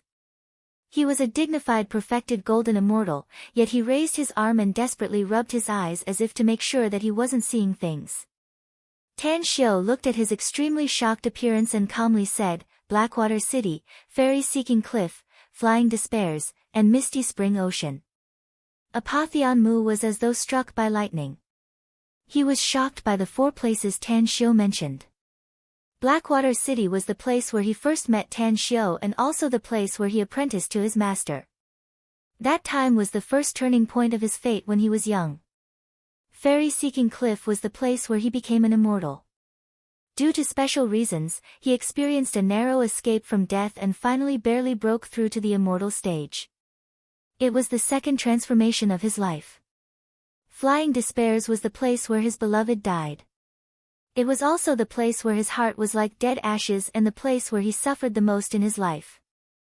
The 3rd time, his fate was reversed. Misty Spring Ocean was the place where he lived in seclusion.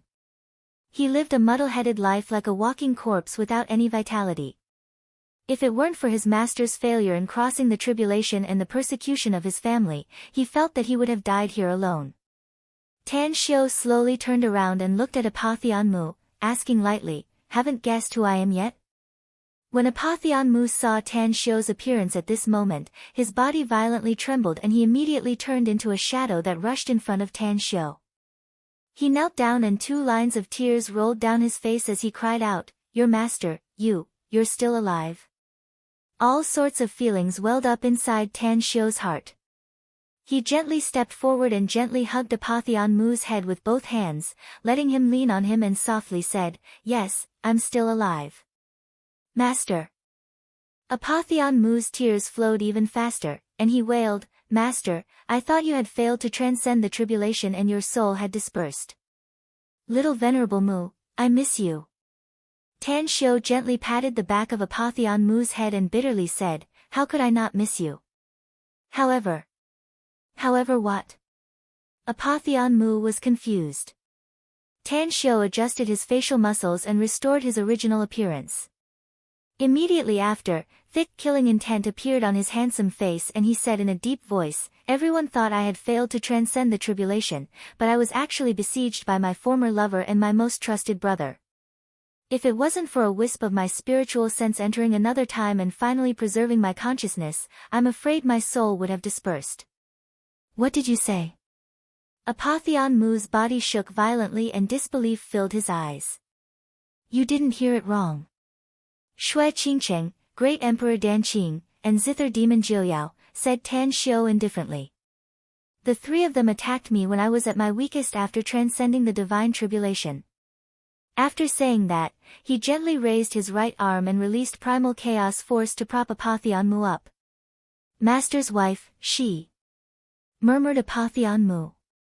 She's no longer your master's wife. Tan Xiu coldly said, she may have been forced to do so, but what she did will never be erased by time. Apotheon, if you still think of me as your master, then don't have the slightest connection with her anymore.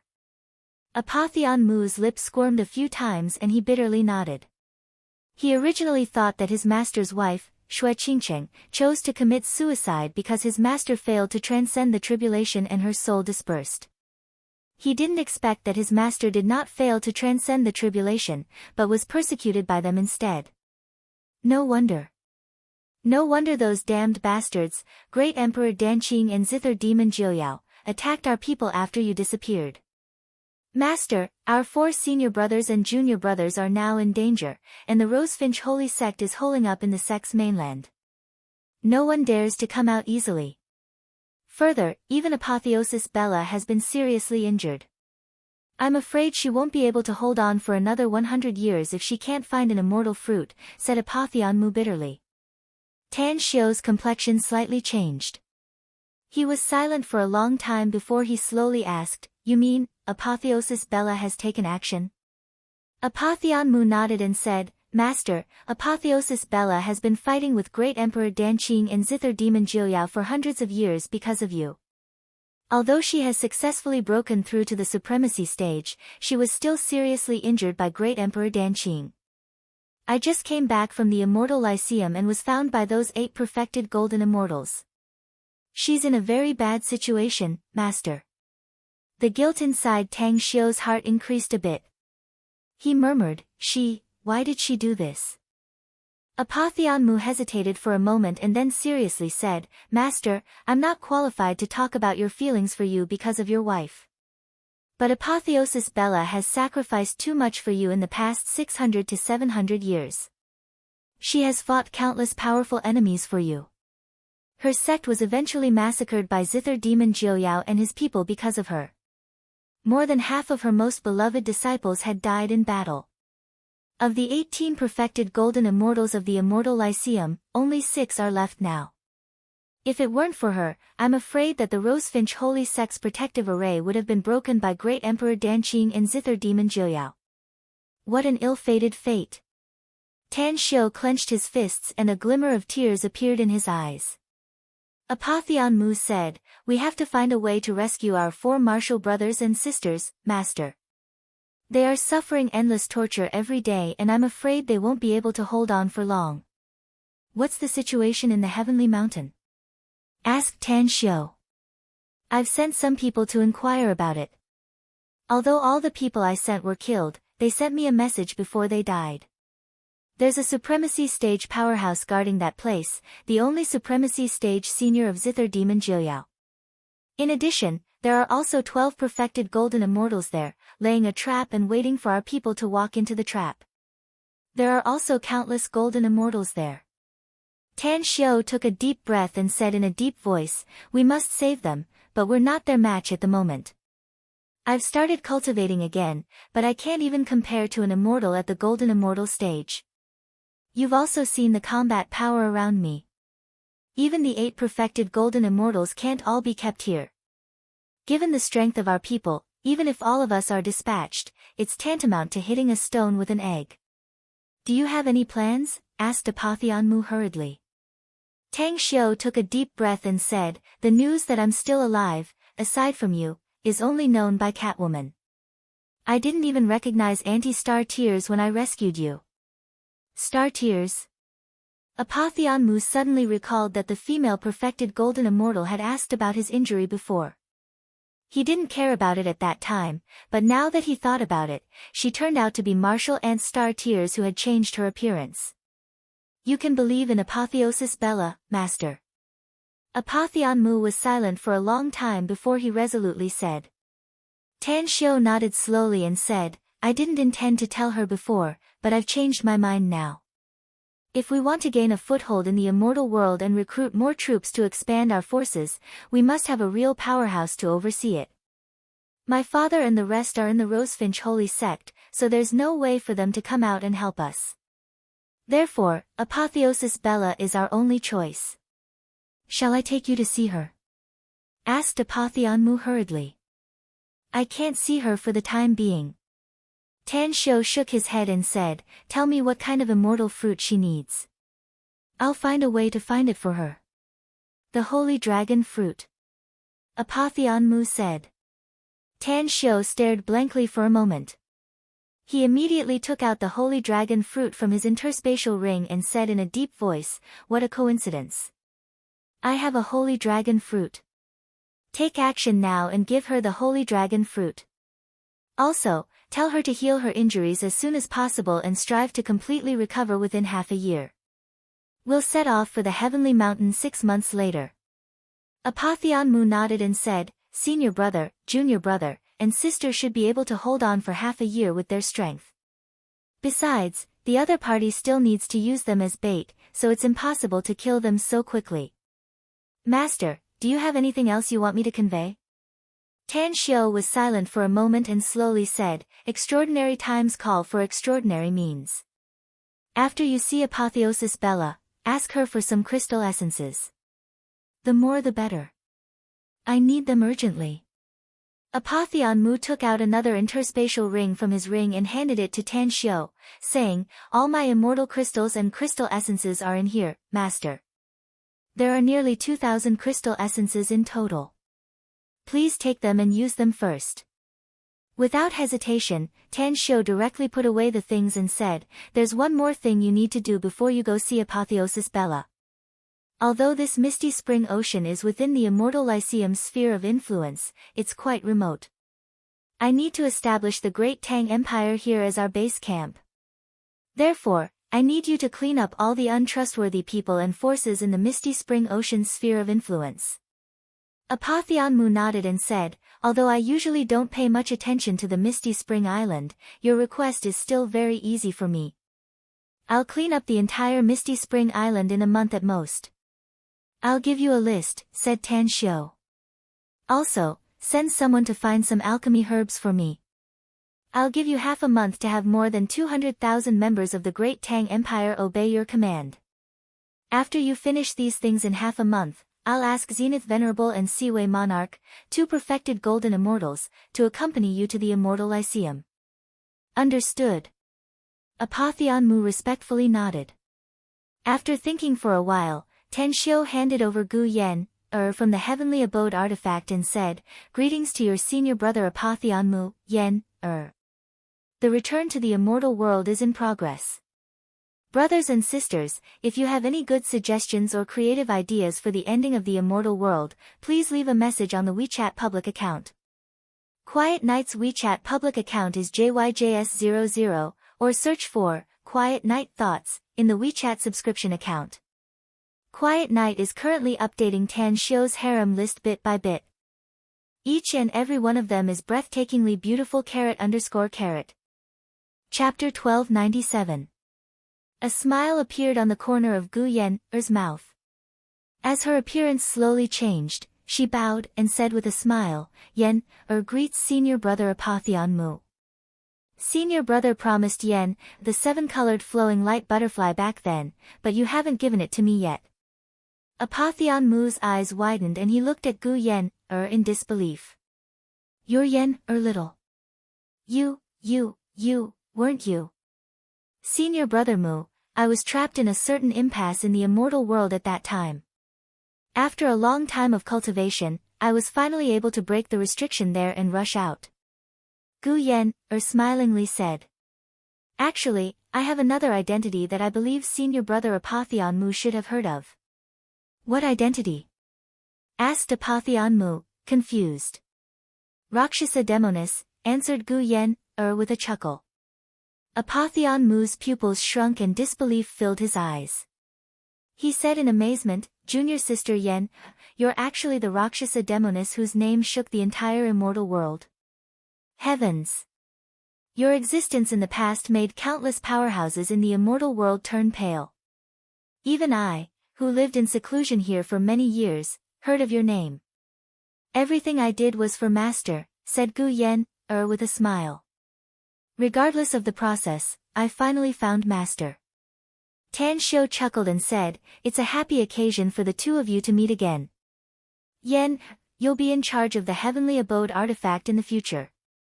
After you release all the people of the Great Tang Empire, you'll lead the monster immortals to follow Apotheon Mu and clean up the entire Misty Spring Ocean. This Misty Spring Ocean will be the Great Tang Empire's base camp in the future. After we rescue your senior brothers and sisters, we'll use this place as the center to expand our territory in all directions. I understand, Master. Gu Yan nodded heavily. Repose Cliff. It was an excellent heavenly abode, blessed land. The immortal spiritual force here was exceptionally rich, and there was a large amount of liquid immortal spiritual force in the mist. Just taking a breath here was enough to refresh one's spirit. In addition, 8 immortal veins converged here. Anyone who cultivated here could extract the spiritual force of the earth vein and continuously inject it into their body to enhance their cultivation speed. 2 months later, Apotheon Mu and Gu Yan joined forces and led a large number of monster immortals of the great forces to clean up the Misty Spring of the entire Misty Spring of immortals. All the immortals who weren't loyal to Apotheon Mu were slaughtered. In just 2 months, more than 100,000 immortals on Mist Source Island were slaughtered, including some intelligence agents from other forces. There were no golden immortal experts in the entire Mist Source Island, except for those cultivated by Apotheon Mu. Meanwhile, Gu Yan, and Apotheon Mu teamed up with the soldiers of the Great Tang Empire's 4 major legions and tens of thousands of immortals to form the new 4 major legions. At the same time, they also absorbed hundreds of thousands of Great Ascension Stage and Crossing Tribulation Stage warriors to form the new War Dragon Legion, War Tiger Legion, War Phoenix Legion, and War Marshal Legion. Each legion had a total of 100,000 people, making a total of 400,000 people. 400,000 people. They were stationed in 8 directions around Mist Source Island, with 5 people in each direction. While they were stationed there, they also began to train the soldiers crazily. Tan Xiu even took out 5 million crystal essences and gave them to Gu Yener and Tang Min so that they could convert them into immortal crystals. A total of 500 million immortal crystals would be used for military expenses. After that, a huge amount of cultivation resources were sent by the Ministry of Finance to the 8 divisions of the 4 legions and distributed to all the members. Due to the huge amount of cultivation resources, the nearly 200,000 soldiers of the immortal world who were originally loyal to Apotheon Mu all accepted the Great Tang Empire's title and accepted the soldiers of the Great Tang Empire. The 2 of them cultivated with all their might, and as they interacted with each other, they gradually became one. The 4th month. On the edge of the Repose Cliff, Tan Xiu sat cross-legged with a huge aura surging from his body. Along with the vibration of hundreds of thousands of planets in the internal universe, a profound yellow aura gradually formed and finally merged with the primal chaos energy. Tang Xiu could clearly feel that the scope of the universe space inside his body had expanded a lot, and countless tiny planets had appeared. The Heavenly Path universe tree had also soared to tens of thousands of meters high. The verdant leaves were lush, and the endless aura of life drifted out of the tree and merged with the huge planets. Progress by leaps and bounds. The moment Tan Xiu opened his eyes, a look of satisfaction burst out from his eyes. He was just 1 step away from breaking through to the 3rd stage of the heavenly art of cosmic genesis. His current strength was comparable to a golden immortal stage powerhouse. Being able to achieve this in such a short time was mainly due to his previous comprehension of the realm, as well as the fact that Apotheon Mu sent someone to prepare the medicinal ingredients for refining the demon dragon pill, allowing him to successfully refine 4 demon dragon pills and swallow all of them. Buzz, faintly, a terrifying aura formed above Tan Xiu. Only Tan Xiu could feel this terrifying aura. Even Gu Yan, who was quietly flipping through the ancient books on arrays dozens of meters away from Tan Xiu, didn't notice anything. Divine ability, fusion. A look of satisfaction appeared on Tan Xiu's handsome face. He had obtained several star essence divine abilities in the past. This kind of divine ability was very terrifying, even faintly surpassing some of the terrifying secret techniques of the immortal world. Originally, the strongest was the Devour divine ability, and now I have obtained the Fusion divine ability. Even if it's a late-stage golden immortal, I have some confidence in killing them if I go all out. Tan Xiu didn't test this Fusion divine ability because it was too terrifying. Once used, it would be sensed by more than half of the golden immortals and perfected golden immortals in the misty spring ocean. Immortal Court. After Apotheon Mu arrived with Zenith Venerable and Seaway Monarch, the expression of the perfected golden immortal stationed outside changed. After quickly sending a message token, he glanced at Zenith Venerable and Seaway Monarch, and then asked Apotheon Mu, what brings you here this time? I want to see Apotheosis Bella, said Apotheon Mu calmly. I can let you in directly when you came alone last time, said the perfected golden immortal in a deep voice. But this time, you brought two perfected golden immortals with you. I don't know if they are friends or foes, so I've sent a message to Apotheosis Bella. I can't guarantee whether she will see you or not. I'll be waiting. Apotheon Mu nodded. After a while, a stream of light appeared in the perfected golden immortal's hand. After reading the message, he immediately looked at Apotheon Mu and said, Apotheosis Bella asked the three of you to go in directly. She's waiting for you in the main hall. Understood. Apotheon Mu's group of three entered the vortex portal and quickly appeared on the square outside the palace. He stopped and looked at Zenith Venerable and Seaway Monarch, saying, both of you wait for me outside. I have something to discuss with Apotheosis Bella alone. Understood. Zenith Venerable and Seaway Monarch cupped their fists at the same time. The duo watched Apotheon Mu's back as he flew into the palace with a strange expression in their eyes. Don't you think it's getting more and more interesting, Brother Seaway? Zenith Venerable said with a voice transmission. Our master's identity seems to be different from what we usually see. You're right, said Seaway Monarch. Although we've never seen him in action, we can judge from his aura that he's just an ordinary immortal, yet he has a golden immortal as a disciple. Further, Gu Yan shouldn't be a simple golden immortal. I'm afraid that she was once a perfected golden immortal at the very least, and she's probably not weaker than us. There's also Apotheon Mu. He's a dignified perfected golden immortal, yet he's also Master's disciple. I'm starting to speculate that our master should be a terrifying supremacy stage powerhouse, right? That's right. I also suspect that our master was once a supremacy stage powerhouse. Zenith Venerable sighed. Even if he wasn't, he should be a terrifying perfected golden immortal at the very least. Also, I have a vague feeling that if it's true, the 5,000 years we're going to be loyal to him won't be so easy.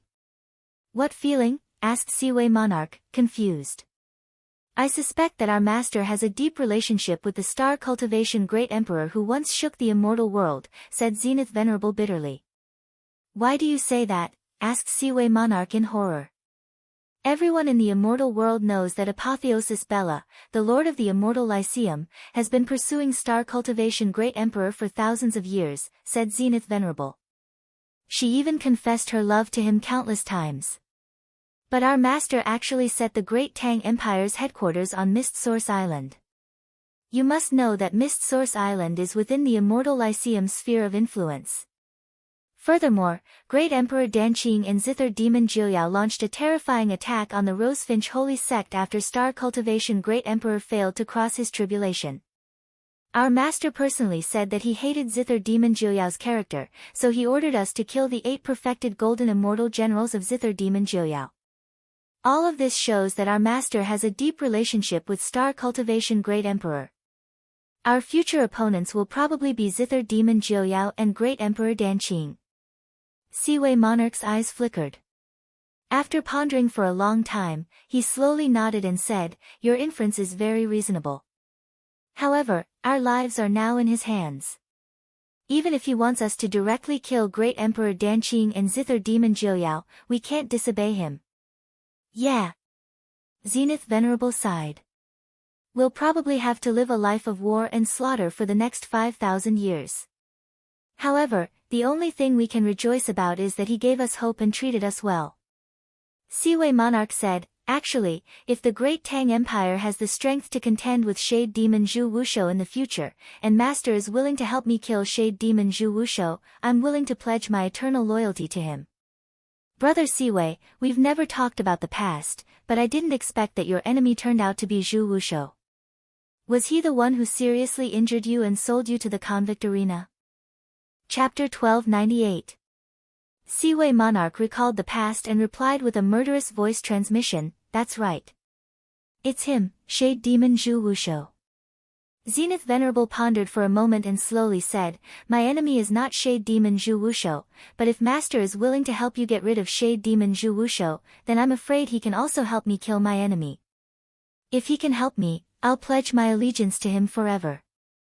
Who's your enemy? Asked Siwei Monarch curiously. Zenith Venerable gritted his teeth and answered, Frost Supreme, Han Tiannan. Siwei Monarch forced a smile and said, if our master can really help us take revenge, then we'll have too many enemies. However, judging from the current state of the Great Tang Empire, its future development is likely to be very terrifying.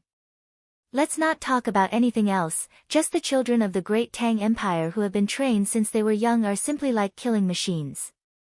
With that kind of iron-fisted training method, I'm afraid that they will become terrifying killing machines once they grow up.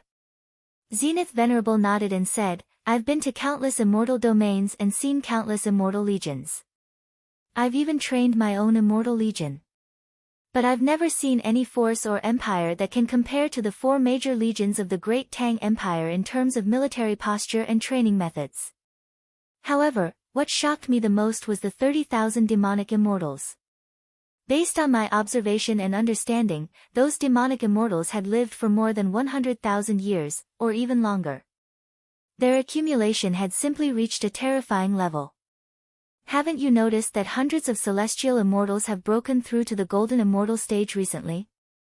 Yeah, but you missed something. Siwei Monarch nodded and said, what else? What else? Zenith Venerable asked curiously. I just happened to discover that one of our master's disciples, the young man named Qin Zhizhong, actually possesses an ancient shaman artifact and is also a magus cultivator, said Siwei Monarch. Although the clan that possesses the ancient shaman artifact has been persecuted, you should know how terrifying they are, right?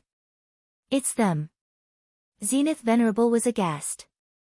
Inside the majestic palace, Apotheosis Bella was still sitting cross-legged on the 9 dragons' throne. Her complexion was even paler and her spirit was even more dispirited. There were even bloodstains on her chest. Immortal Sovereign. After Apotheon Mu floated over and saw Apotheosis Bella's appearance, he immediately showed a worried look. Apotheosis Bella squeezed out a smile and nodded with satisfaction. You didn't let me down, Apotheon Mu.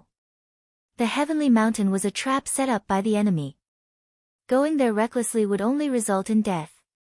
I'm very pleased that you understand the concept of where there's life, there's hope. Apotheon Mu took out the holy dragon fruit from his interspatial ring and sent it to Apotheosis Bella with his immortal force. Then, he respectfully said, Venerable, things have changed, so I didn't rush to the heavenly mountain to rescue my 4 martial brothers. I've brought this holy dragon fruit for you. When I leave later, you can consume it to heal your injuries. Apotheosis Bella looked shocked. She grabbed the holy dragon fruit and repeatedly observed it for a while. Then, she turned to Apotheon Mu and murmured, the holy dragon fruit is rare and extremely precious. It's also one of the main materials for refining the primordial chaos pill. How did you find it? Apotheon Mu slightly smiled and said, Apotheosis Bella, this junior has something important to discuss with you alone. This matter is very important, I hope you can promise me. Junior? Apotheosis Bella was at a loss.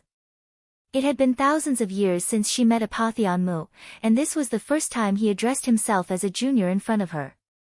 What exactly happened? This person in front of her was undoubtedly Apotheon Mu. It was impossible for him to deceive her eyes with a transformation technique. But why was he behaving like this? Apotheosis Bella was silent for a while and then slowly said, you leave first. You're not allowed to come here without my summon. Whoosh! Whoosh! A man and a woman appeared in front of Apotheosis Bella out of thin air with vigilant looks on their faces. The old woman then said in a deep voice, "Venerable, there's something wrong with Apotheon Mu. He brought 2 perfected golden immortals this time, and I've seen one of them before. He's Zenith Venerable. His strength is not to be underestimated." Apotheosis Bella shot a deep look at Apotheon Mu and said in a deep voice, "You two don't need to say anything. I choose to believe him because he doesn't need to bring the holy dragon fruit if he wants to harm me. He doesn't even need to do anything. It's very difficult for me to last for 100 years. The 2 old men exchanged glances and finally retreated with a wry smile. Apotheosis Bella looked at Apotheon Mu and calmly said, "I've told them to retreat. There's only the 2 of us left here. Just say what you want to say." Apotheon Mu looked around and pondered for a moment. Then, he seriously said, "Venerable, what I'm going to say is very important. Not only to me, but also to you. Therefore, there must be no one else here. Else, I'm afraid you'll kill him no matter how much you trust him." Apotheosis Bella's complexion slightly changed, but she still calmly said, "Say it. I guarantee there's only the 2 of us left here." Apotheon Mu took a few steps forward and transmitted his voice to her. "Venerable, my master asked me to send his regards to you." "What did you say?" Apotheosis Bella rushed up and instantly appeared in front of Apotheon Mu. Her hands trembled as she grabbed Apotheon Mu's chest and fiercely shouted, "I won't allow you to talk nonsense about him. Give me an explanation. You must give me an explanation. Venerable, my master is not dead. He's back." Apotheon Mu smiled. "He's not dead. He's back." The short sentence was like a clap of thunder that blasted Apotheosis Bella's heart, making her dizzy for a while. It took her a long time to sober up from the shock. Sparkling tears welled up in her eyes as she asked with extreme emotion, "Where is he now? Tell me, where is he?" By the end, her voice had become very sharp. Apotheon Mu forced a smile and said, "Venerable, your injuries are too serious. Don't get too excited. My master is in my misty spring ocean. But due to some special reasons, he can't come to see you now. He can't even see you now." "Why?" Apotheosis Bella angrily shouted. "Why can't he see me now? Tell me, what's the special reason? I, Bella, have risked my life countless times for him. Countless relatives and friends have died in battle. I want to know what's the special reason why he can't come to see me." "Venerable, master didn't die because he failed to cross his tribulation, but was ambushed and killed by others," said Apotheon Mu in a deep voice. "Fortunately, a wisp of his spiritual sense traveled through space and entered a lower plane world, so he barely survived.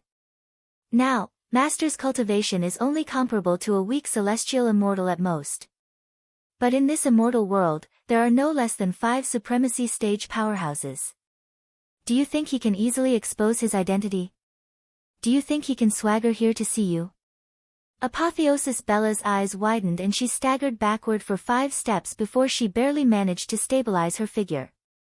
The shock on her face receded and was replaced by endless killing intent. She asked with a heavy voice, "Great Emperor Danqing and Zither Demon Jiuyao are among those supremes?" "That's right." Apotheon Mu nodded with a solemn expression.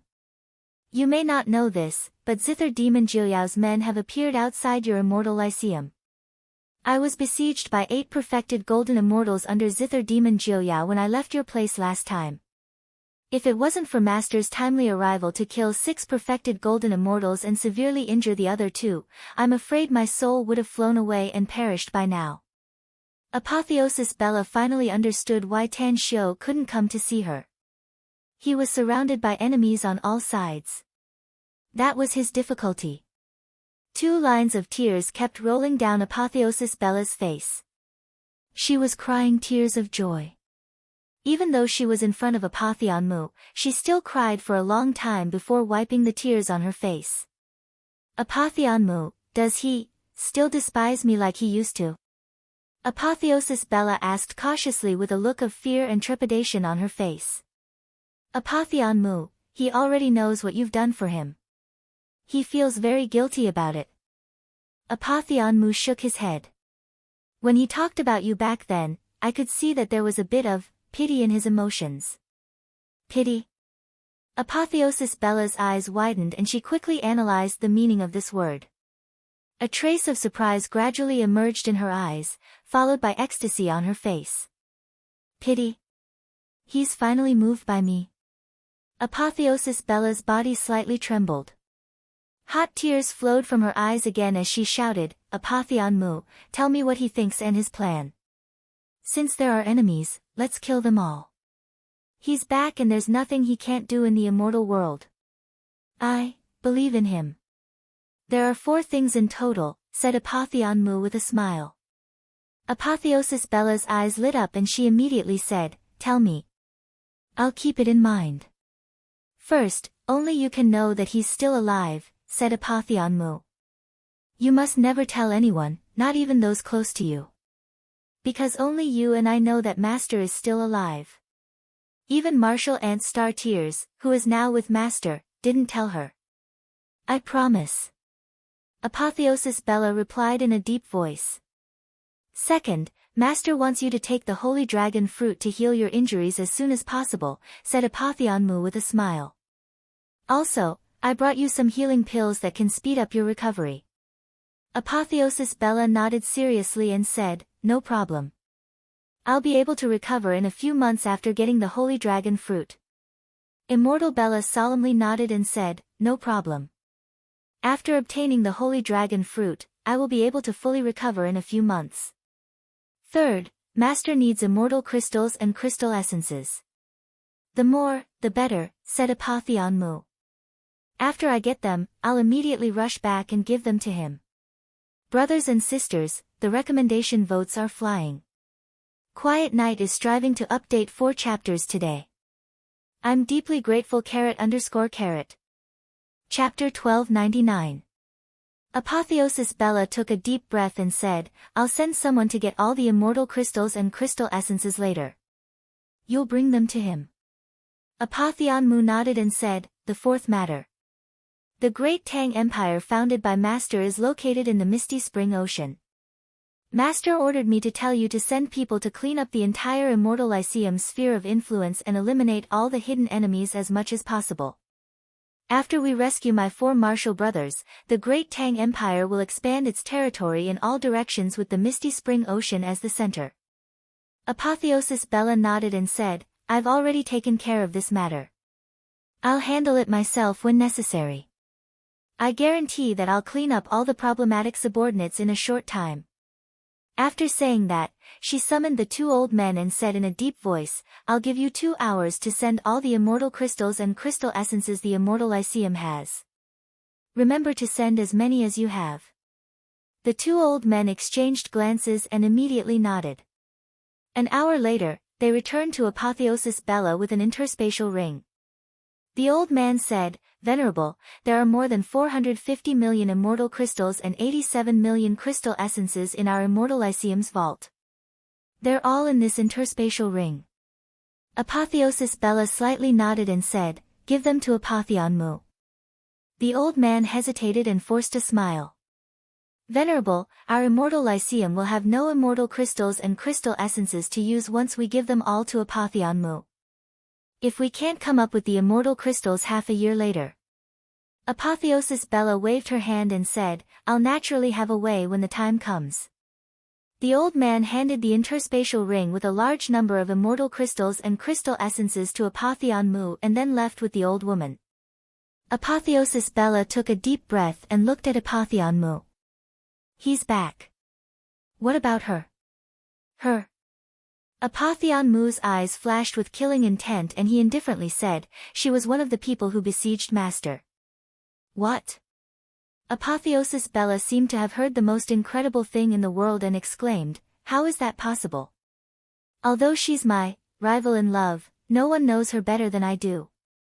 She can die for show. How could she?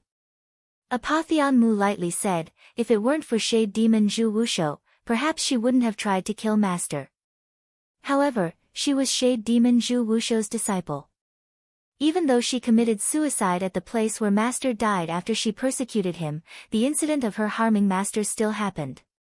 Apotheosis Bella was completely shocked. Shade Demon Zhu Wushou.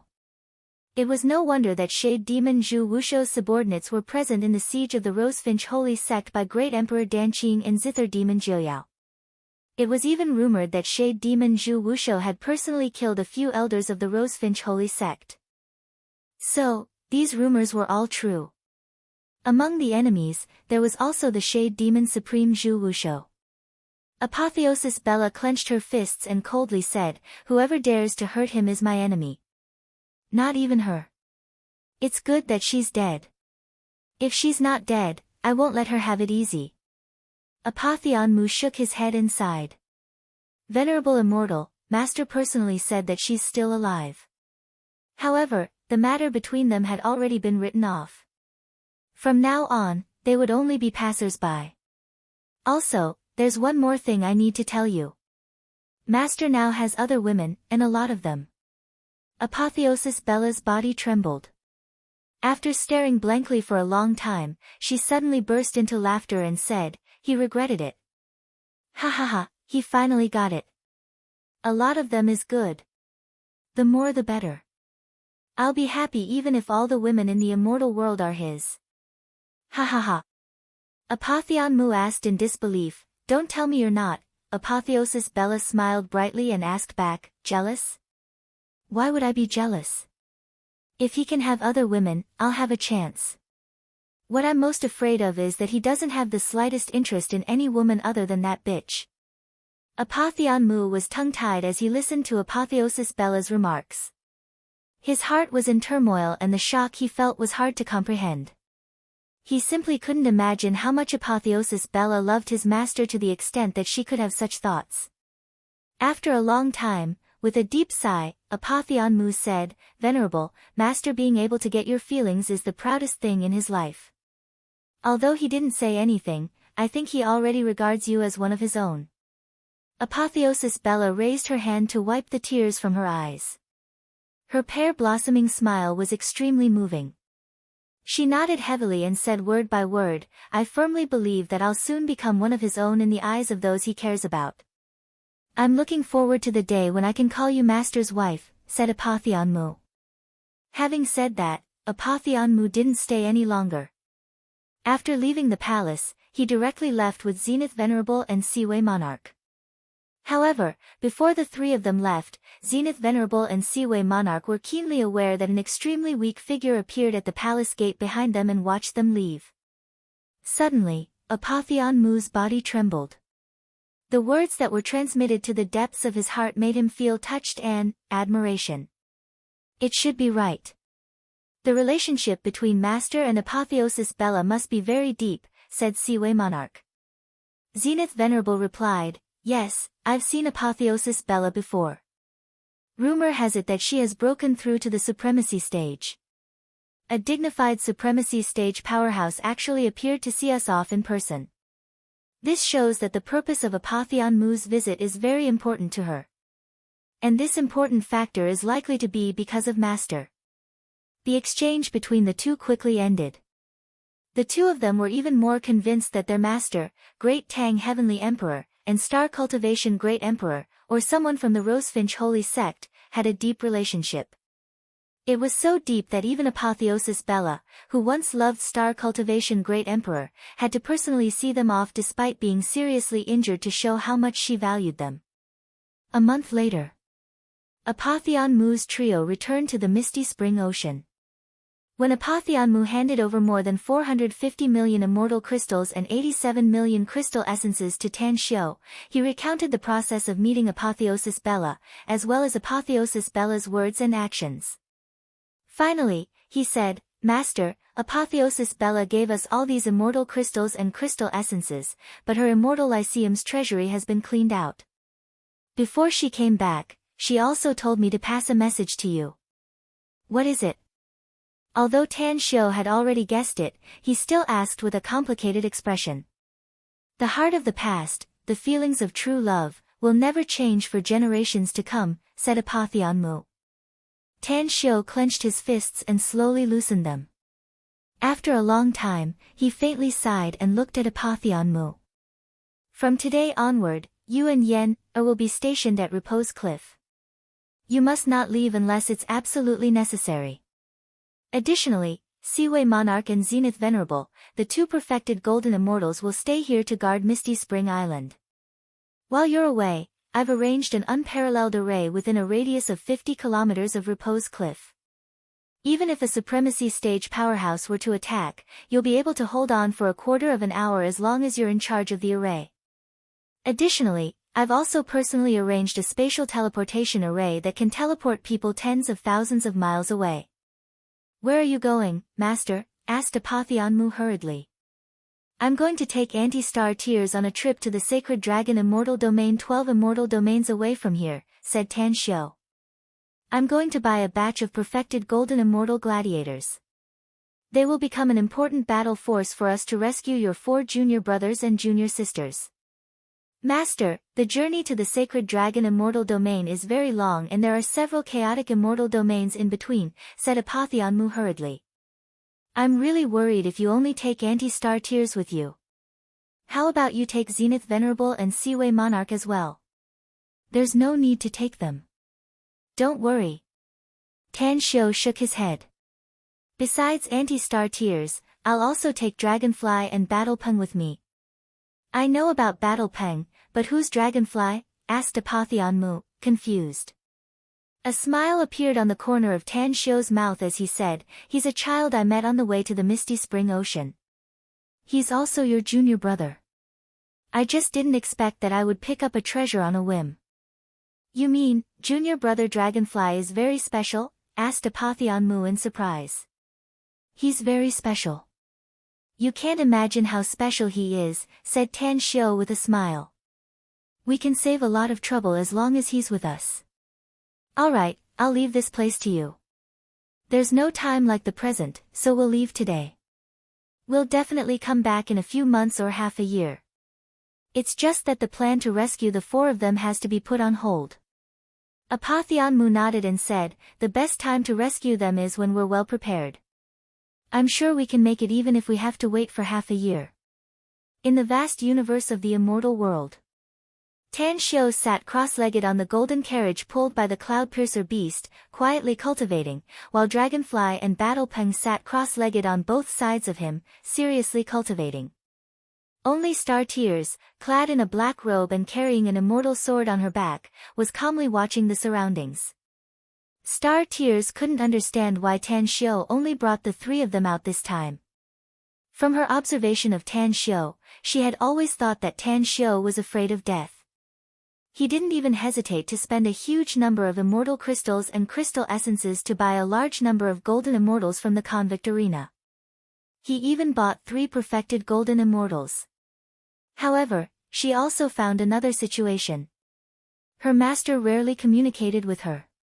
He even seemed to faintly reject her. We're almost at Agaric Castle, right? Suddenly, Tan Xiu opened his eyes and asked. Star Tears woke up from her thoughts and nodded. We're still millions of kilometers away from Agaric Castle. We can get there in half an incense stick of time. Do you want to go to Agaric Castle, Your Majesty? That's right. I do want to go to Agaric Castle, said Tan Xiu. Maybe there'll be an unexpected harvest there. Do you want to buy some poisonous mushrooms? Asked Star Tears. Today's 4th update has ended.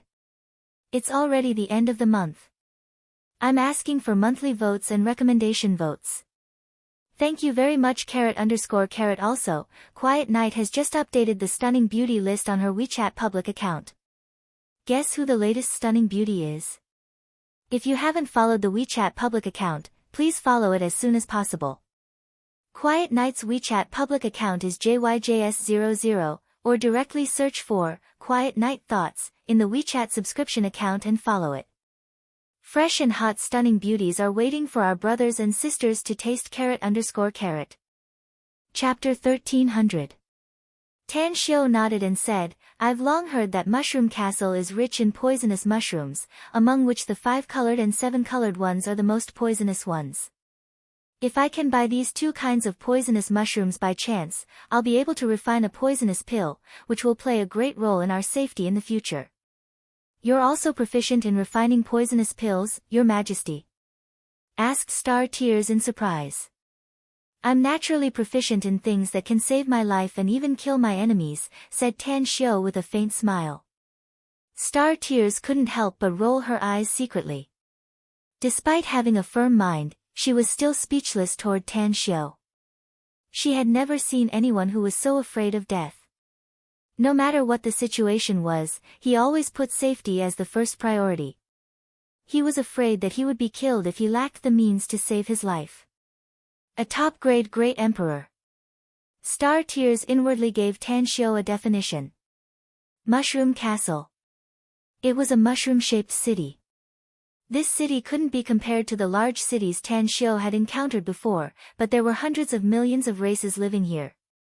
The sky was filled with cultivators riding their flying swords, immortals with powerful auras, various races, and all kinds of life forms in the immortal world. The closer they got to Mushroom Castle, the more cultivators they encountered.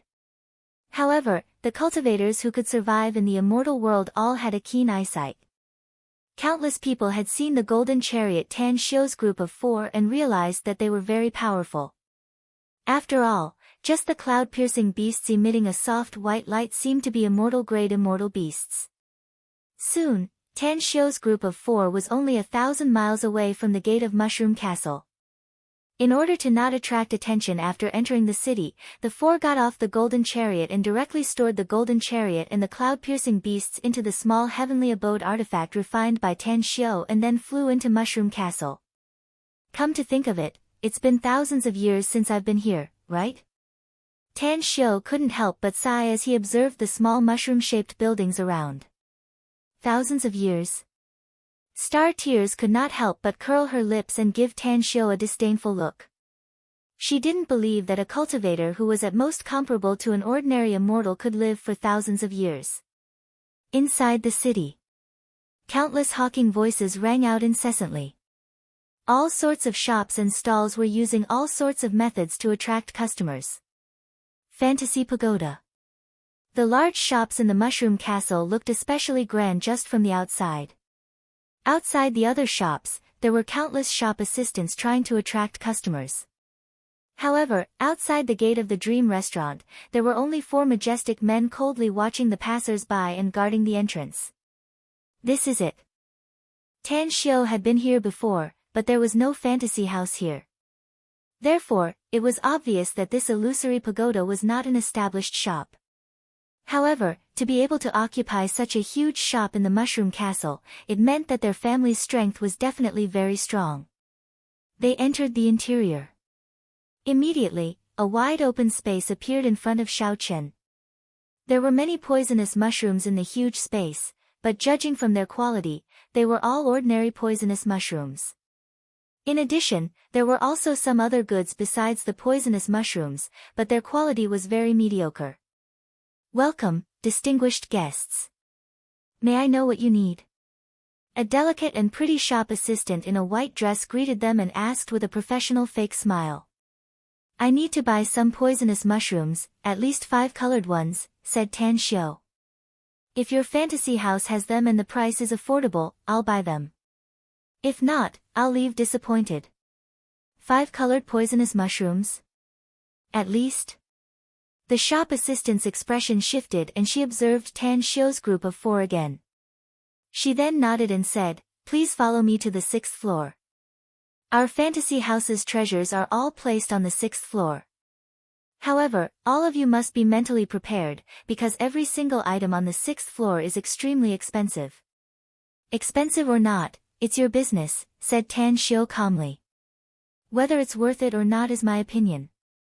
If you really have good stuff, I'll be happy to buy it even if I have to spend more money.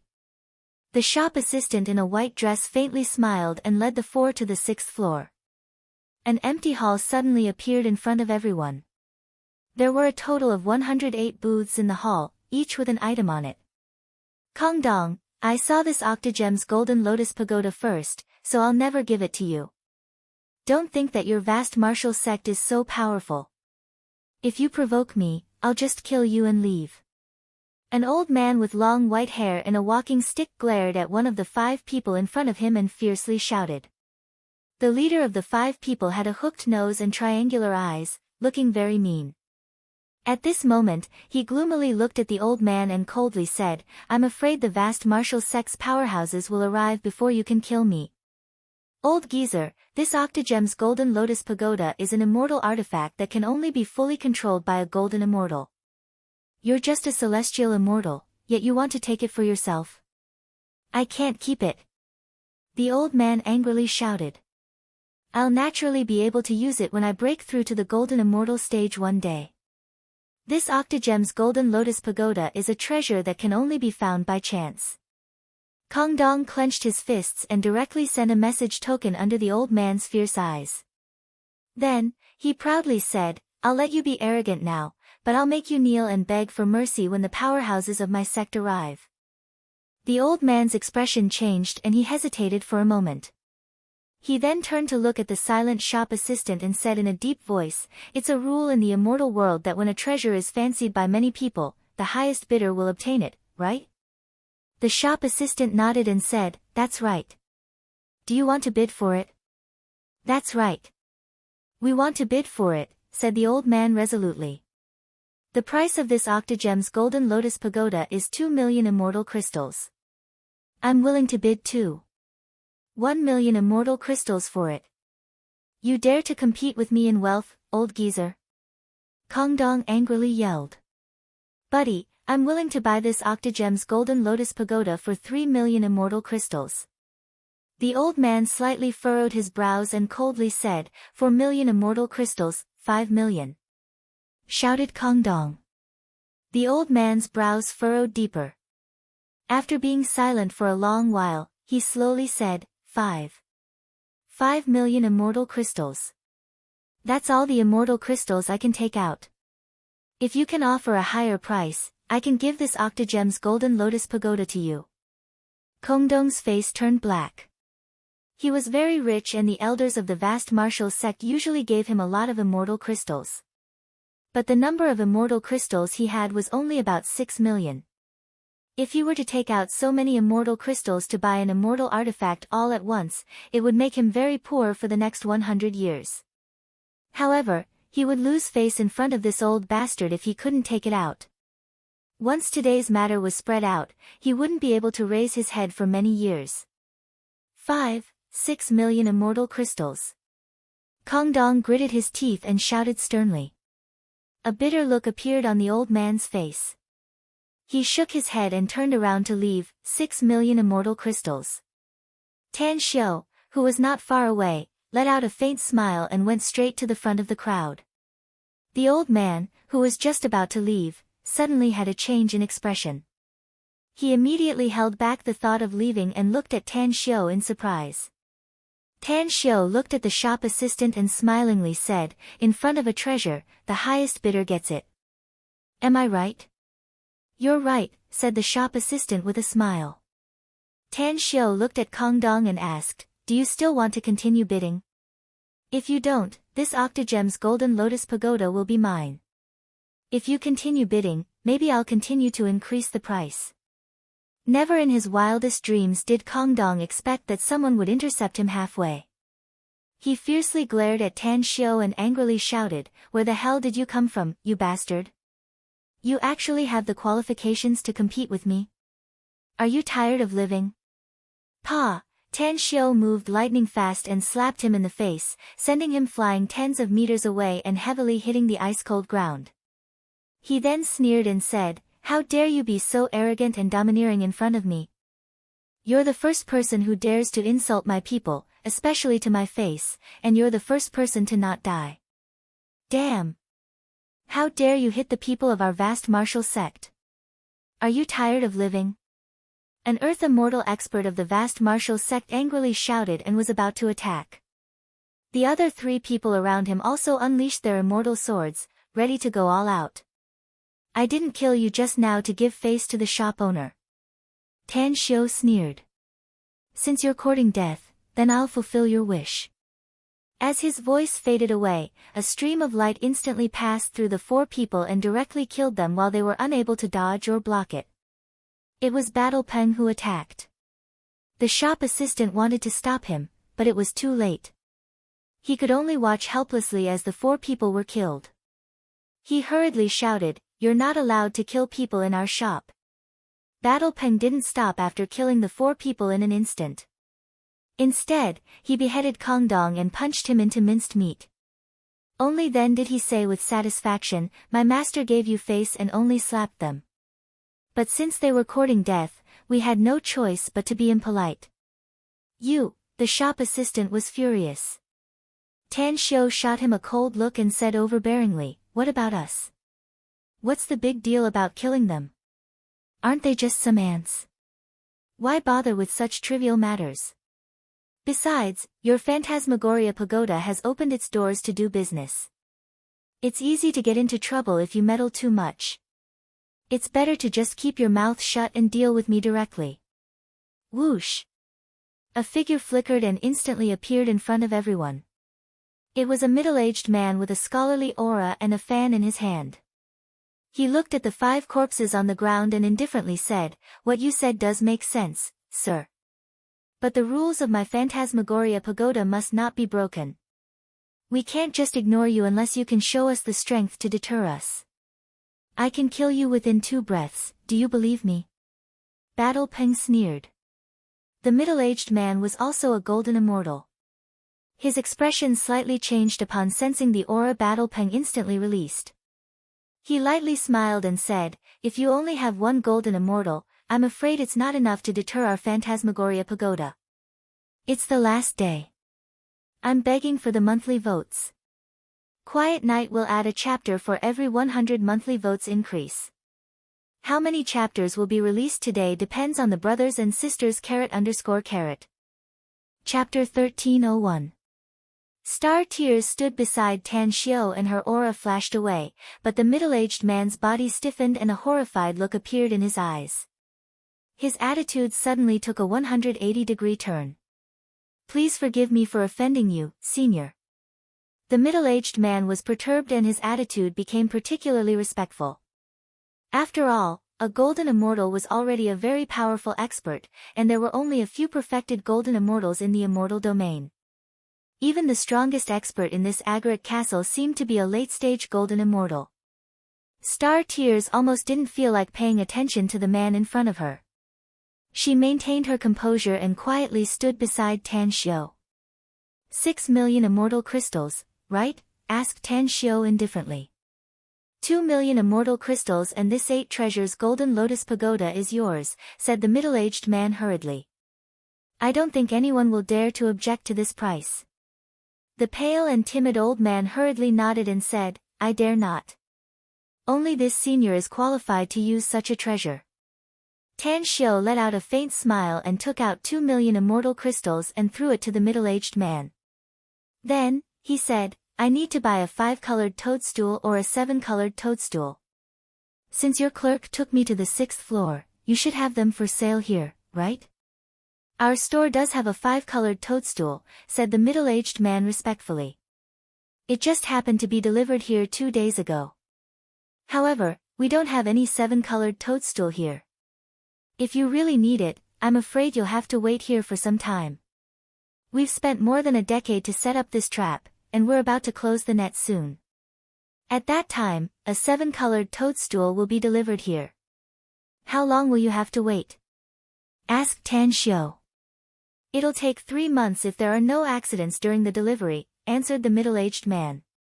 Tan Xiu slowly nodded and said, sell me the 5-colored toadstool first and I'll pay 100,000 immortal crystals as a deposit.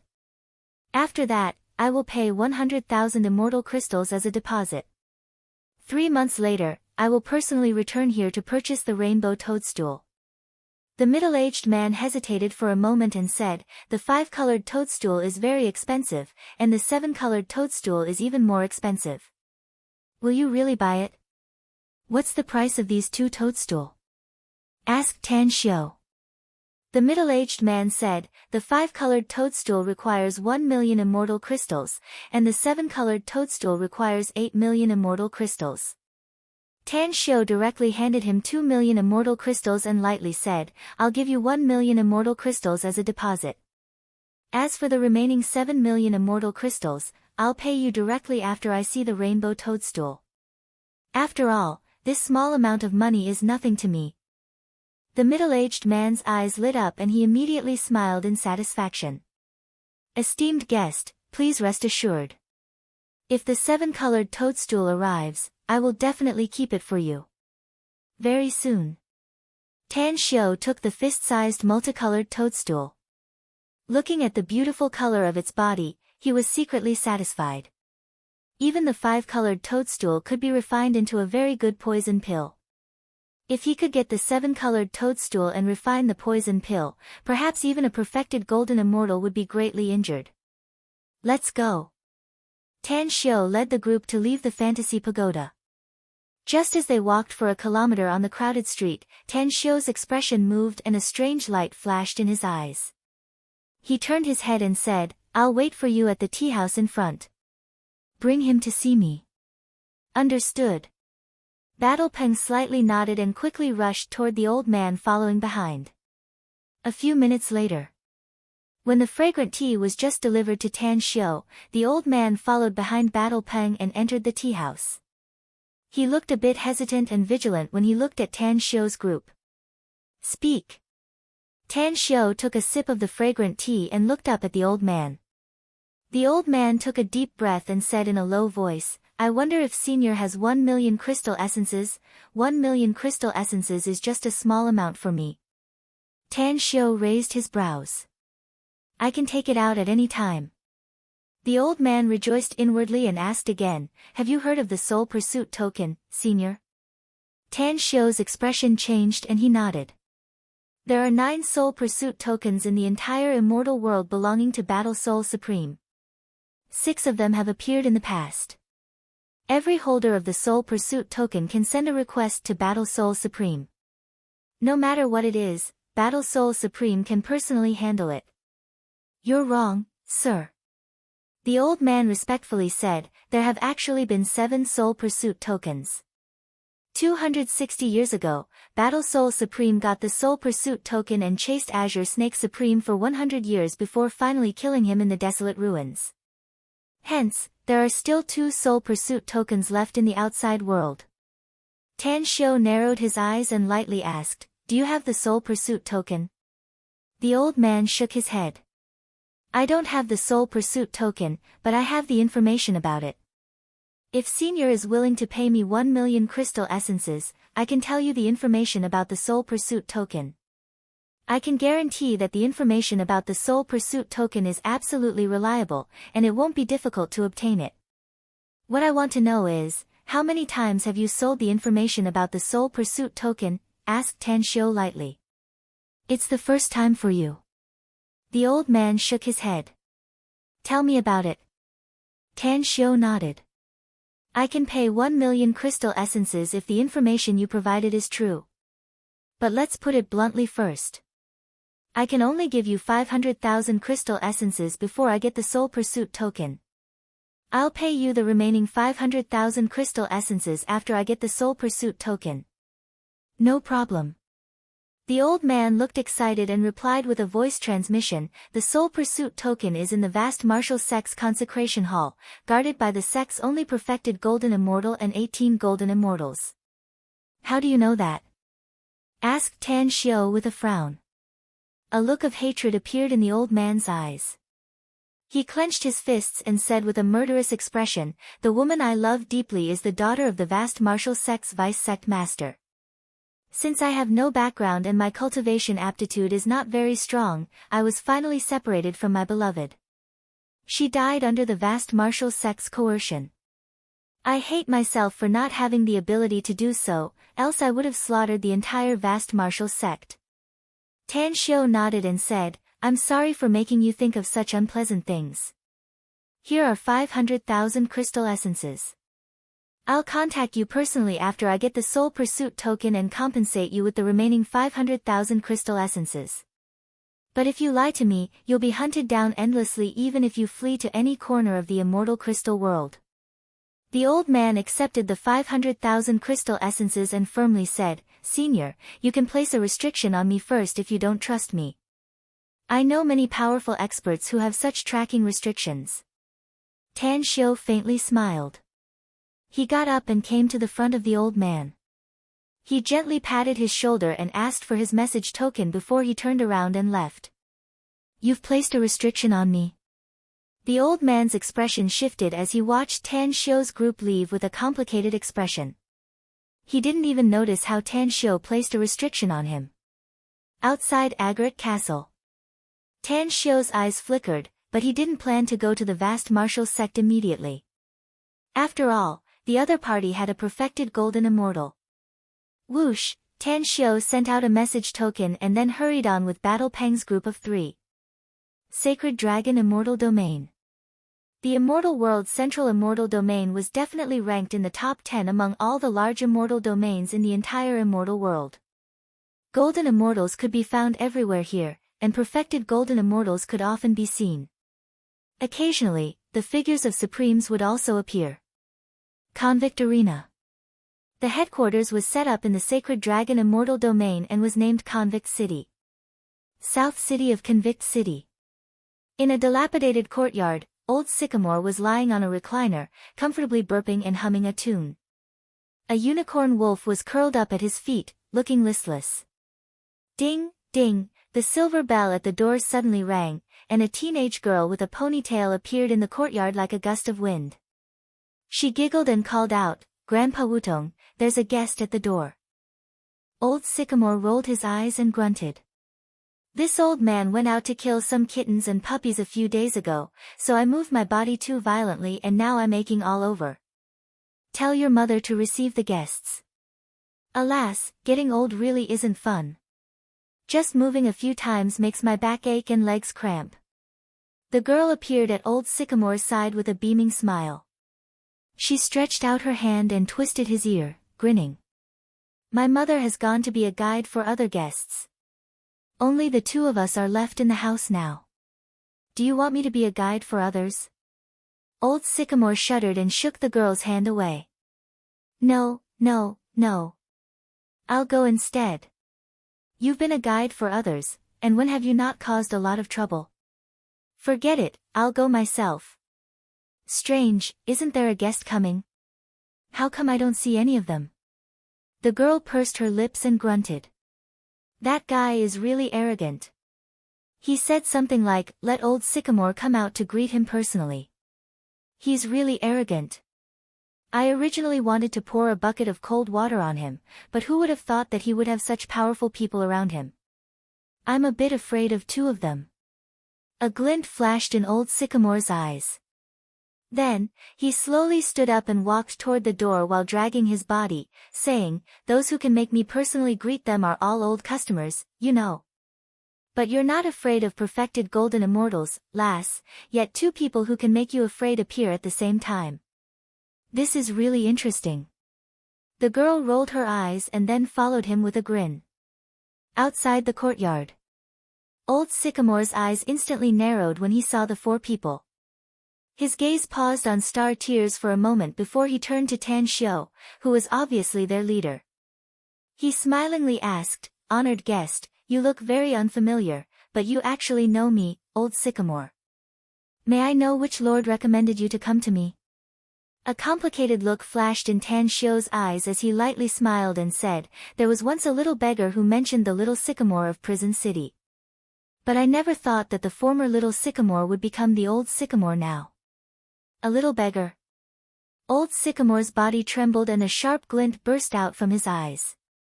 His stooped body straightened in an instant, and a huge aura surged around him as he shouted in a deep voice, who exactly are you, mister? How do you know him? Chapter 1302. You can call me Great Tang Heavenly Emperor, said Tan Xiu calmly. As for how I know him, it's inconvenient for me to tell you. Old Sycamore, I need to handle some matters in Prison City, so you'll be my guide. I'll reward you handsomely if you perform well. Old Sycamore stared at Tan Xiu for a full quarter of an hour before he took a deep breath. His body returned to its stooped state and he restrained his aura. Little beggar. His younger brother. He was once a rising star in the immortal world and was the focus of countless powerhouses. On the other hand, he was the disciple of star cultivation great emperor. It had been more than 5,000 years. Those who knew that he was the little beggar's big brother definitely had a good relationship with his younger brother. But those people were probably all dead now, right? I'll be your guide. Old Sycamore retracted his gaze and waved his hand at the little girl beside him. Then, he said in a deep voice, "You must stay at home while I'm gone. If I find out that you sneak out, you'll be grounded for 100 years. The little girl hesitated for a moment and immediately became listless. She muttered a few words of dissatisfaction and then staggered back to the courtyard's entrance before slamming it shut. Old Sycamore looked at Tan Xiu and asked, "Where would you like to go, honored guest?" "There's no place or matter in prison city that I don't know." Tan Xiu glanced at him and turned to walk toward the convict arena's main hall. He then lightly said, "Don't boast. Even if you've lived here for thousands of years, there are still many things you don't know." Old Sycamore smiled and asked, "For example?" "For example, do you know who the master behind the scenes of the convict arena is?" Tan Xiu said. Old Sycamore was speechless and awkwardly turned his face to the side. Tan Xiu smiled indifferently and looked at Dragonfly, asking, "Little guy, what's his cultivation level?" "He's very strong, master. He's at least a perfected golden immortal, even more powerful than Lady Star Tears," said Dragonfly. "By the way, he's injured, but it's not too serious." Old Sycamore halted his steps and stared dumbfoundedly at Tan Xiu and Dragonfly's backs with an incredulous look in his eyes. There were no more than 3 people in the entire immortal world who knew that he was a perfected golden immortal, and this included himself.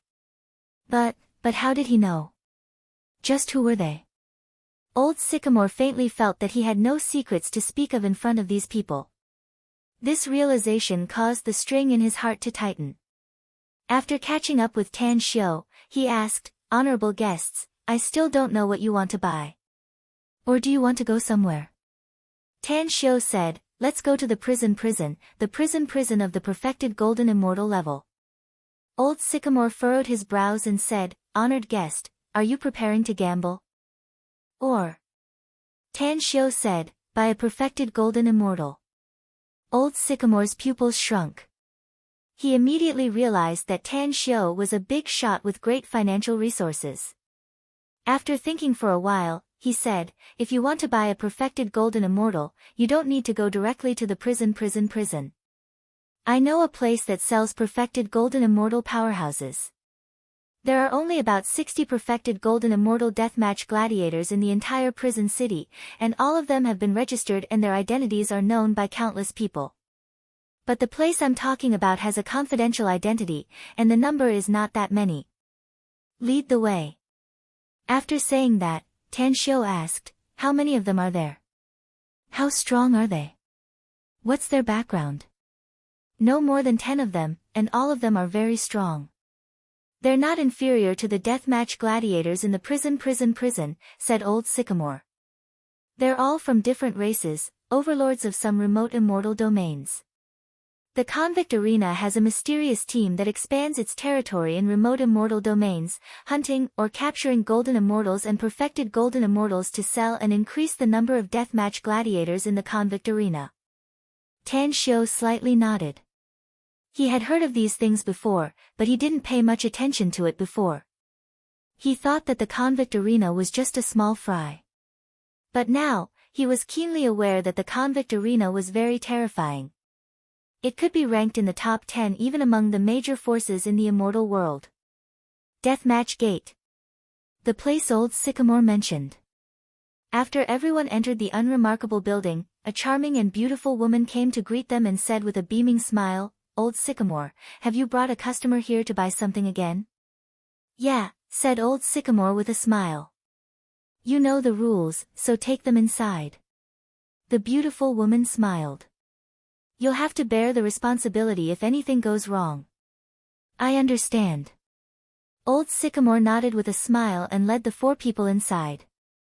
The dark corridor was a few kilometers long.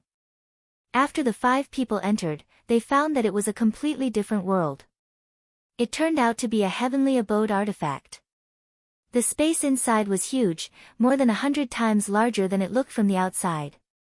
Old Sycamore smiled and said, "Honored guest, let's go straight ahead. We'll find the place where the deathmatch gladiators are sold. Go to the left passage and you'll find the place that sells immortal arts, divine abilities, and secret arts. Go to the right passage and you'll find the place that sells all kinds of weapons." Tan Xiu's expression shifted and he asked, "Let's go to the place that sells weapons." Old Sycamore faintly smiled and led Tan Xiu through a kilometer passage and into a vast hall. Countless weapons were arranged in an orderly manner inside, and each weapon's advantages, disadvantages, and even grade were clearly marked. Defensive immortal artifacts. After going deeper, Tan Xiu quickly found the place where all kinds of defensive immortal artifacts were sold. The dazzling array of items dazzled the eyes. Immortal artifacts were divided into 9 grades.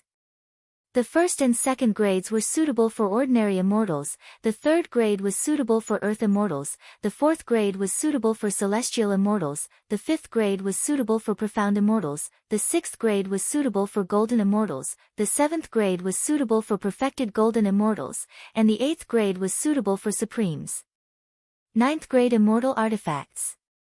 Unless one was a top-notch supremacy, they wouldn't be able to unleash their full power.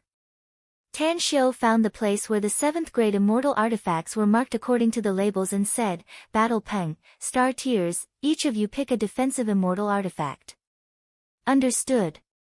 The 2 were slightly shaken, but they still quickly picked a defensive immortal artifact that satisfied them.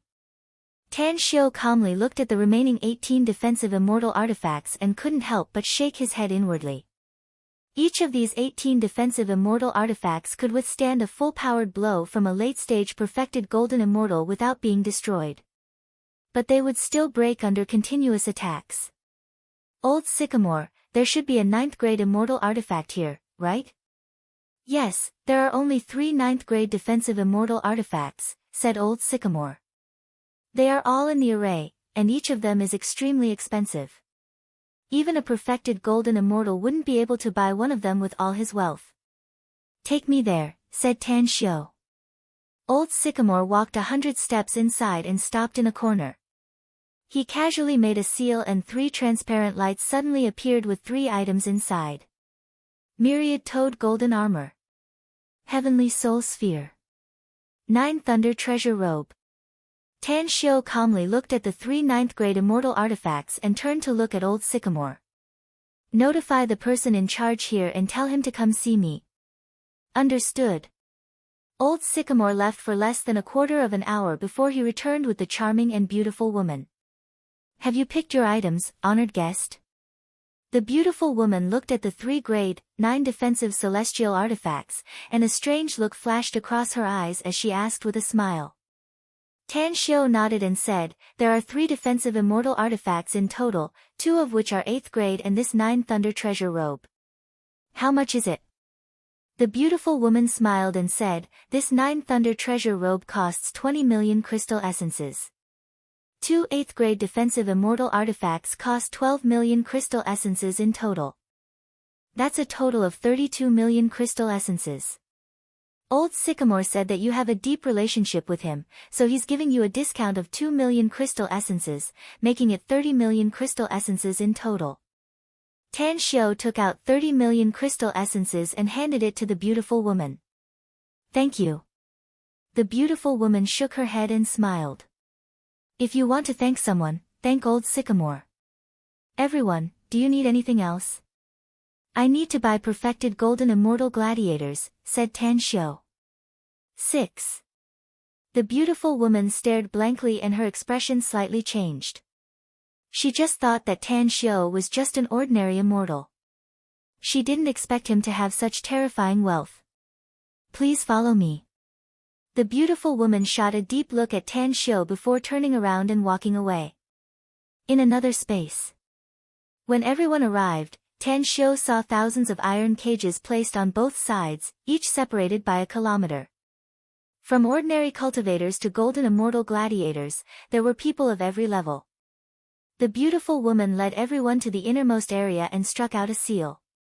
Suddenly, a whirlpool portal appeared in front of everyone. After entering, they saw 9 iron cages forming a circular formation, and in each iron cage was a perfected golden immortal gladiator. This price, Tan Xiu's expression slightly changed as his spiritual sense swept the price tag on the iron cages.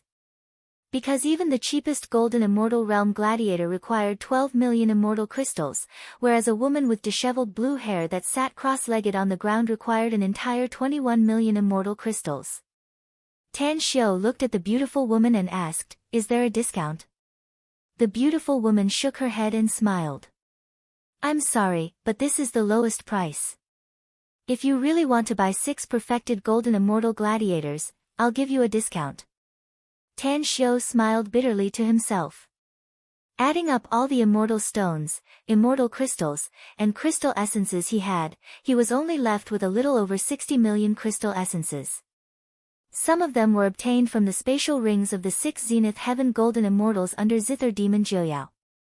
Tan Xiu looked at Old Sycamore and said, "Lend me 20 million crystal essences."